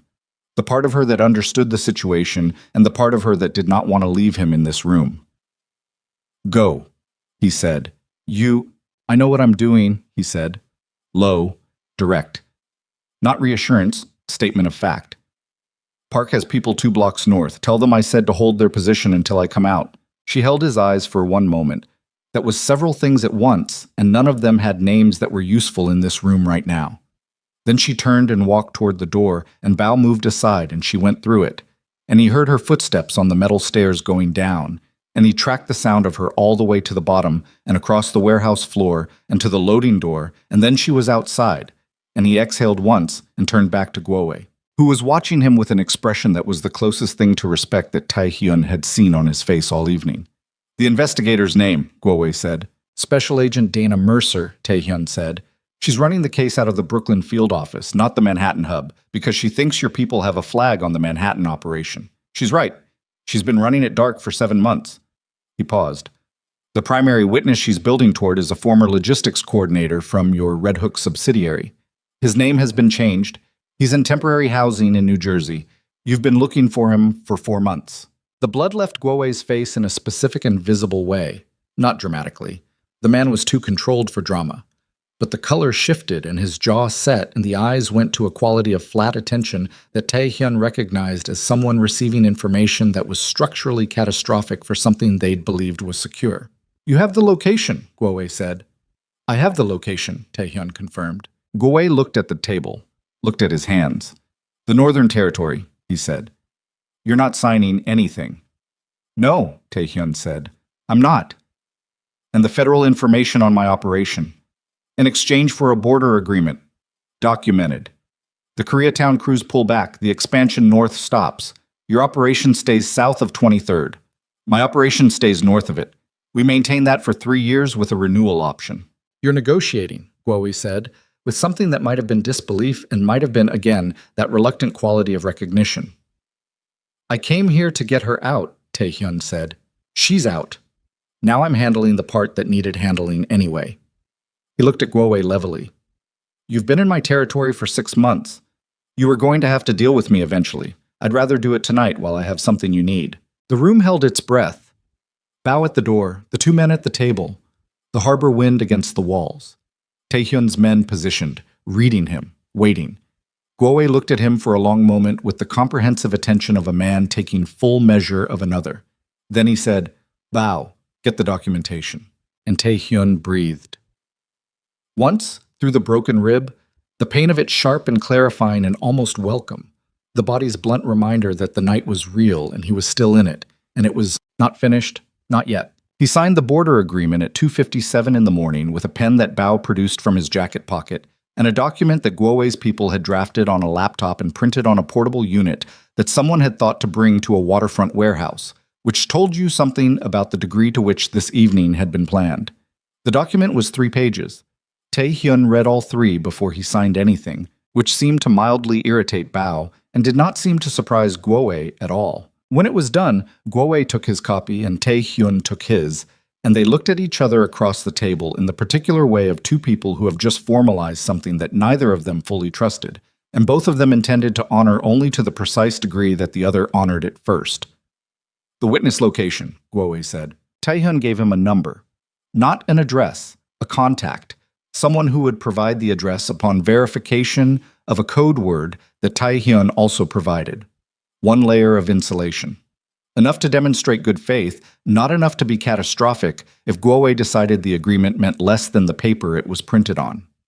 Guowei received this without visible reaction. "You're careful," he said.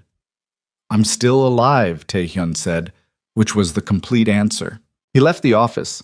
He walked down the metal stairs with one hand on the railing because the rib had graduated from a sharp complaint to a deep grinding insistence that was going to require medical attention in the near future, and he crossed the warehouse floor and went out through the loading door into the cold harbor air and stood on the dock approach and breathed. Zuri was 20 feet away. She was standing at the edge of the dock with her arms crossed against the cold and her face turned toward the water, and when she heard the door, she turned. She looked at him, the full-length look that people did when they were checking for damage, running the inventory. "You're limping," she said. "I'm aware. Is it done?" "For tonight." She looked at him for another moment and then looked back at the water. He walked to where she was standing and stood beside her. The harbor was black and restless, lights from the opposite shore laying broken lines across it, a container ship moving somewhere in the middle distance, with the slow inexorability of something that had committed to its direction and was not revisiting the decision. "Park's people are behind us," she said. "I told them what you said. They've been waiting." "Good. Jin is with Guowei's South team," she said. "Park knows." "Yes." She was quiet for a moment. The wind came off the water and moved through her hair, and she didn't seem to feel it or had decided not to. "What happens to Jin?" she said. Not quite a question. "He made a choice," Taehyun said. "The choice has consequences. That's how it works." "I know how it works," she said. "I'm asking what happens to him." He looked at her profile, at the cut above her eyebrow, dried and dark in the harbor light. "He'll be found," he said. "And he'll answer for what he did. Not tonight, but it happens." She absorbed that. He watched her absorb it, not flinching from it, not performing acceptance of it, simply taking it into the same place she seemed to take all the difficult things. The place that had been receiving difficult things for long enough that it had developed a specific capacity. "He had 7 years," she said, "in your house, with your children." "Yes." "And he still—" "Yes," Taehyun said. She turned and looked at him then, direct, the way she always looked at him. "Does it ever stop being surprising? When someone you trusted—" "No," he said. "It doesn't."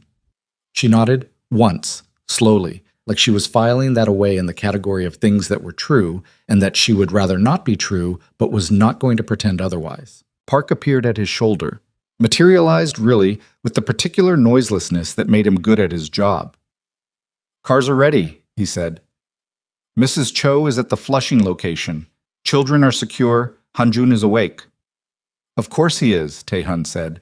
He asked— Park paused with the slight hesitation of a man relaying a message he finds both touching and logistically inconvenient. He asked whether Zuri was okay. Something moved across Zuri's face. She looked away, back at the water, and her jaw tightened in the specific way it did when something had gotten through the exterior and she was deciding whether to let it show. "Tell him she's fine," Taehyun said. "Yes," Park said, and withdrew. Taehyun looked at Zuri. She was still looking at the water. "We need to go," he said. "I know." She didn't move immediately. Stayed with the water for another moment, the way people sometimes needed to stay with something, not because they didn't know it was time to leave, but because leaving required a preparation that rushing didn't help. Then she turned and walked toward the cars, and he walked beside her, and neither of them said anything, and the harbor wind came off the water behind them like something being left behind. The medical was handled at a private facility that asked no questions about the nature of injuries because it had been established specifically to provide care in situations where questions would be inconvenient. A doctor named Yoon, who had been on retainer with the organization for 8 years, confirmed the broken rib, taped it, noted 2 other contusions that were significant but not structural, administered something for the pain that Taehyun accepted with less resistance than usual because the rib had moved from grinding to the kind of insistent agony that made clear thinking expensive. Zuri's cut required 4 stitches. She sat on the examination table while Dr. Yoon worked on it with the stillness of someone who had made peace with physical discomfort as a recurring feature of certain kinds of lives. She didn't hold Taehyun's gaze while it was happening. She looked at the wall and breathed evenly. And when it was done, she touched the stitches once with 2 fingers, lightly, testing, and got off the table. "Concussion protocol," Dr. Yoon told her. "Someone wakes you every 2 hours tonight." "I'll be fine," she said. "That's not how concussion protocol works," Dr. Yoon said, with the serene authority of someone who had been overridden on medical advice by difficult people for 20 years and had arrived at a place beyond irritation. Taehyun said, from across the room, Someone will wake her. Zuri looked at him. He looked back. She didn't argue. They drove to Flushing at 4 in the morning through streets that were not empty but were operating at a fraction of their daylight density. The city in its minimal overnight mode, the infrastructure of it still running without the human layer that made it legible as a place rather than a system. The car moved through it, and Tae-hyun sat with his taped rib and the medication's careful warmth and looked out the window and thought about the agreement in his jacket pocket and what it was worth and what it would cost to enforce it and what the next 3 years of operating under it would look like. Beside him, Zuri had fallen asleep sitting up. Not collapsed, sitting, spine reasonably straight, head inclined against the window at an angle that would produce a neck ache in the morning. She was breathing through her mouth slightly, the way people did when they'd been running on adrenaline for hours and it had finally metabolized. The stitches above her eyebrow were precise and neat against the dark of her skin, and she looked in the car window light, profoundly and simply exhausted. He looked at her for a moment. Then he looked back at the window. Han-jun was awake, as Park had said. He was sitting in the kitchen of Park's sister's apartment in Flushing, a narrow, bright place that smelled of garlic and laundry detergent. When they arrived, with a glass of water in front of him that he appeared to have been using as a focal point rather than actually drinking. He was still in the school clothes he'd pulled on in the dark 2 hours ago. Mrs. Cho was in the adjacent room with Sua, whose ability to sleep through geopolitical disruption to the household remained, apparently, unimpaired. Han-jun looked up when Tae-hyun came through the door. His eyes went to the rib, to the way Tae-hyun was holding himself, the slight adjustment of posture that pain produced even when you were managing it, and then to Zuri behind him, and the cut above her eye, and then back to his father. "You're hurt," he said. "It's been handled," Tae-hyun said. "Rib. It'll be fine." Han-jun looked at Zuri again. "She's hurt too." "4 stitches," Zuri said from behind Tae-hyun. "I've had worse." Han-jun appeared to consider whether to pursue this medically or let it go. He let it go. "Is it over?" he said, looking at his father. Tae-hyun pulled out the chair across from his son and sat down with the careful deliberateness of a man managing a broken rib and the accumulated weight of a very long night. He looked at Han-jun, at the dark circles under his eyes, and the set of his jaw and the particular alertness of a child who had been holding a vigil without being asked to because nobody had told him he could stop.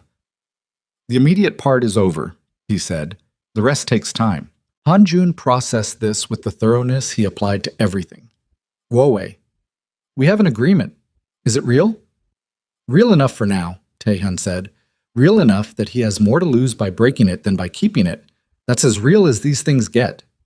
Han-jun looked at the water glass. "Jin," he said, quieter this time. "Yes." A silence. Han-jun had known Jin since he was 4 years old. Jin had been one of the fixtures of his life the way certain adults became fixtures. Not parental, not instructional exactly, but present, reliably present in the background of things. Tae-hyun watched his son arrive at the knowledge in real time and absorb it with the same self-controlled deliberateness he absorbed everything, the armor of a child who had learned early that feelings needed to be processed on a delay. Was he always? Han-jun started and stopped. "I don't know," Tae-hyun said honestly. "I don't think so. I think something changed. People change. Not always like that." "No," Tae-hyun said. "Not always like that." He leaned forward, carefully, rib permitting. "How are you?" Han-jun looked at him. The question in this household, at this hour, in these circumstances, carried more weight than its 4 words suggested, and both of them knew it. "I'm okay," Han-jun said, which was the answer he gave when he meant, "I'm not okay. But I don't know yet what I am, so I'm using this as a placeholder." Tae-hyun had been receiving that answer for 3 years and had learned not to challenge it in the moment. There was a time for it, and this wasn't the time.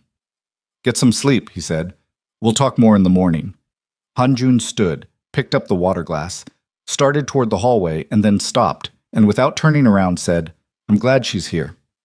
Tae-hyun looked at him. "Go to sleep, Han-jun." His son went. Tae-hyun sat in the kitchen alone with the fluorescent light and the smell of garlic and the agreement in his jacket pocket and the rib and the weight of everything the night had been. He sat with it the way you sat with certain things. Not solving them, not processing them toward a conclusion, just being in the same space with them and letting them be as large as they were. Zuri appeared in the kitchen doorway. She had the borrowed coat off and the concussion tiredness in her eyes, and she looked at him sitting in the kitchen in the 4 a.m. quiet and said, "You should be sleeping. So should you." "Someone has to wake me every 2 hours," she said. "Doctor's orders." "Mrs. Cho will do it." Mrs. Cho is 63 and has been awake since midnight managing 2 children in a crisis relocation. She pulled out the chair Han Jun had vacated and sat down. "I'll stay up for a while." He looked at her. The stitches. The exhaustion. The particular quality of her stillness, which was not peace exactly, but was something that lived adjacent to it. The stillness of a person who had been through something and had come out the other side and was now in the strange aftermath space where the body was still running, the emergency protocols, and the mind was starting to understand they weren't necessary anymore. "What Guowei said," she said, "in the warehouse, that you came because of what I represent." "He was performing analysis," Tae-hyun said. "Was he wrong?" Tae-hyun looked at the table. "No," he said. "He wasn't entirely wrong." She was quiet for a moment. "What do I represent?" He considered how to say it. He was not, by nature or by training, a man who said things like this, who located the language for the interior of a thing and delivered it directly. He dealt in the exterior, the operational, the factual. The interior was a place he had learned to manage by not spending too much time in it. But it was 4 a.m, and he was medicated and his rib hurt, and the woman across the table had stitches above her eyebrow and had memorized a license plate in a moving car in the dark on the off chance that it might be useful to someone who might or might not be coming, and the least he could do was try to say the true thing. "The possibility," he said, "that things don't have to remain the shape they've been." She looked at him across the kitchen table. Her hands were flat on the surface, one on each side of where Han Jun's water glass had been, and she was looking at him with the full directness that was her default setting, and that he had come to understand was not aggression, but simply the absence of the protective indirectness that most people maintained as standard courtesy. "You've been running this thing for 15 years, she said, "and you've been alone inside it for 3. "Yes." "That's a long time to be alone inside something that big." "Yes," he said. "It is." She looked at her hands. "I've been alone for longer," she said. "It's a different kind of alone because the thing I was inside wasn't a power structure. It was just my life, which sounds smaller but isn't necessarily." "No," he said, "it isn't." She looked up at him. "I don't know what I'm doing here," she said. "I want to be clear about that. I don't have a plan. I don't have a story about what this is or where it goes. 3 days ago I was sleeping on a friend's couch. And now I have stitches from a man I'd never heard of before Tuesday, and I watched you negotiate a territorial agreement with a crime lord at gunpoint, and I don't—" She stopped, exhaled. "I don't have a framework for this." "Neither do I," he said. She looked at him. "That's not reassuring." "I know." He looked at her steadily. "But it's true, and I think you prefer true to reassuring." A moment. Then the corner of her mouth moved, not quite a smile. Something more reluctant and more real than a smile. The specific expression of someone who has been accurately seen and doesn't quite know what to do with it. "Yeah," she said. "I do." The kitchen was quiet. Somewhere in the apartment, Soo-ah made a small sleep sound, audible through the wall, the half-conscious noise of a child shifting in a strange bed, and then silence again. "I'm going to restructure the organization," Tae-hyun said. She looked at him. "Not tonight," he said. "Not this month. But it's been something I've been building toward for 2 years, and tonight—" He paused, the right word not immediately available. Tonight made certain things more clear than they'd been. He looked at the table. The legitimate businesses are real. The security and logistics operation generates revenue that exceeds what the other side produces. The other side has become what it became because of momentum. Because stopping something that large requires a specific kind of resolve that I had been postponing. "But what changed tonight?" she asked. Not leading him, genuinely asking. He looked at her for a moment. "Guowei said I came to that warehouse because you represent the possibility that things can be different," he said. He meant it as an analysis of a weakness, but he wasn't wrong about the possibility. He looked at his hands. "I don't want my son to inherit this. The way it is. I don't want Soo-ah to grow up counting security lights and memorizing emergency protocols." He paused. I've known that for 2 years. Tonight I stopped having the option of postponing it. Zuri was quiet. She was looking at him with an expression that was careful and real, and that had something warm moving under the surface of it, the specific warmth of a person who has been alone for a long time recognizing something in another person who has been alone in a different way. That's going to be hard, she said. Restructuring something like that. Yes. You'll have resistance from inside. Yes. Ryu, she said. He looked at her. She had absorbed more about the organization's internal dynamics in 3 days than most people managed in months. Among others, he said. But you'll do it anyway. Yes, he said. I'll do it anyway. She looked at him for a long moment. Then she said, I want to do something when things stabilize. I want to establish something, a resource center. Women who've been in situations like the one I was in before Tuesday, housing instability, trafficking exposure, domestic situations. I did that work for 8 years and I know how to do it. She held his gaze. I'm not asking you to fund it with anything that comes from. I have legitimate holdings, he said. The foundation structure is already in place for charitable work. It's been used for community investment in the Korean business district. He paused. This would fit.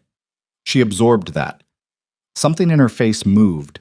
The particular expression of someone who has been trying to build something in conditions that kept undermining the foundation, and who has just been shown that the ground might, for the first time, actually hold. I'm not a project, she said. Quiet. Clear. I'm not something you're fixing. I know that, he said. I want to be sure you know that. You memorized a license plate in the dark in a moving car because you weren't sure help was coming, he said. I know exactly what you are. She held his gaze. The kitchen light was steady and a little harsh, and the stitches above her eyebrow were dark, and the exhaustion was in every line of her face, and she looked, in that moment, like exactly what she was, a person who had survived a very long time through the application of will and intelligence and the refusal to stop building contingencies, and who was sitting in a kitchen at 4 a.m. across from a man who had broken a rib, driving alone to a waterfront warehouse, because the alternative was something he was not willing to allow. Okay, she said, just that. The same word she'd said in the garden. The weeks that followed were not simple. Restructuring something the size and nature of Taehyun's operation was not a decision that resolved itself cleanly on the strength of the decision being made. It was a process, and the process had friction in it, the kind of institutional friction that came from people who had organized their lives around a specific structure, being told the structure was going to change. Ryu pushed back, hard, in the first meeting, and then harder in the second. And by the third meeting, he had shifted from resistance to the specific negotiation of someone who had accepted the direction and was working on the terms. Taehyun gave him terms that were fair. Not generous. Fair. Ryu understood the distinction and accepted it. 3 other senior people left. One of them left cleanly, with a settlement that reflected his years and his conduct. The other 2 left in ways that required management of a different kind. And Park handled it, and it was done. The federal matter, the Guowe case, the task force that Special Agent Dana Mercer was building in the Brooklyn field office, resolved itself 8 months later in an indictment that named 11 people in Guowe's operation and did not name anyone in Taehyun's. The border agreement held through the first review period. Guowe, facing a prosecution that was going to occupy the next decade of his life, had more pressing concerns than territorial ambition in Koreatown. Jin was found in February. He was found by Park's people in a safe house in Jersey City, where he had been living since the night he walked off the estate. And what happened in that building was something that Park reported to Taehyun in 4 words, "It's been handled, sir." And that Taehyun received and did not pursue the details of, because some things were operational and some things were personal, and Jin had been both, and the handling of both was now complete. He told Hanjun in the spring, simply and directly. His son listened and was quiet for a long time, and then said, I know you had to. Taehyun said, yes. Hanjun said, I don't like that we live in a world where you have to. Taehyun said, neither do I. That's why things are changing. His son looked at him with those careful, assessing eyes and nodded and went back to his geometry. The foundation was established in March. Zuri spent 6 weeks on the structure, legal, financial, operational, with a focused intensity that cleared every room she was working in of any ambient distraction, the intensity of a person who had been waiting years to rebuild something they were good at and had been given, finally, ground that held. She named it after nobody. She described its mission in language that was plain and direct and that said exactly what it did without ornamentation. The first intake happened on a Tuesday in April. 3 women. One of them was 22 years old and had been sleeping in a car in Queens for 6 weeks and had a 4-year-old daughter with her. Zuri processed their intake herself, in the building that the foundation had leased in Flatbush.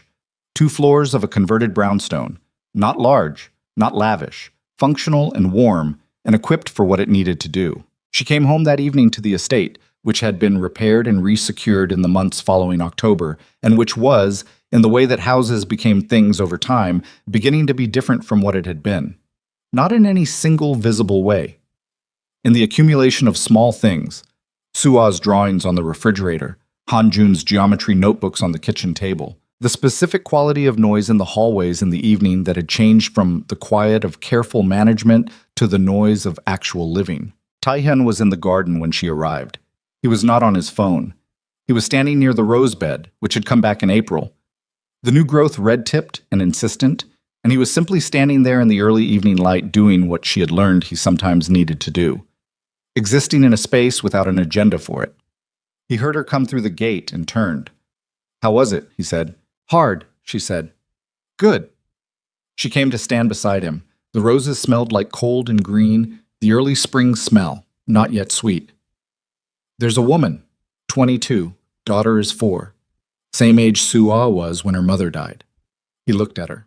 "She slept in a car for 6 weeks," Zuri said, "with a 4-year-old in February." She looked at the roses. "We got them into housing today, temporary but real housing, a bed, a kitchen." She stopped. The daughter asked if the bed was hers, just hers, if she had to share it. She stopped again. He waited. "It's hers," Zuri said, "just hers." Her voice was steady, completely steady. "She's 4 years old, and that's the thing she needed to know." They stood in the garden in the early evening light and didn't speak for a moment, and Taehyun looked at the roses and at the woman beside him and thought about the distance between a rainy alley in Koreatown in November and this garden in April, and all the things that had to happen and be survived and be paid for and be grieved and be built for the distance to be that much. It was not a small distance. "Sua asked me something today," he said. Zuri looked at him. "She asked why you came to live with us." He paused. "I told her you needed a place." "What did she say?" "She said that was lucky, because we needed someone too." He looked at the rose bed. "She's 6. She was matter-of-fact about it." Zuri was quiet for a moment. He heard her exhale, the long exhale, the one she did when something had gotten through the exterior and she was deciding whether to hold it there or let it be what it was. "I don't have anyone," she said, quietly.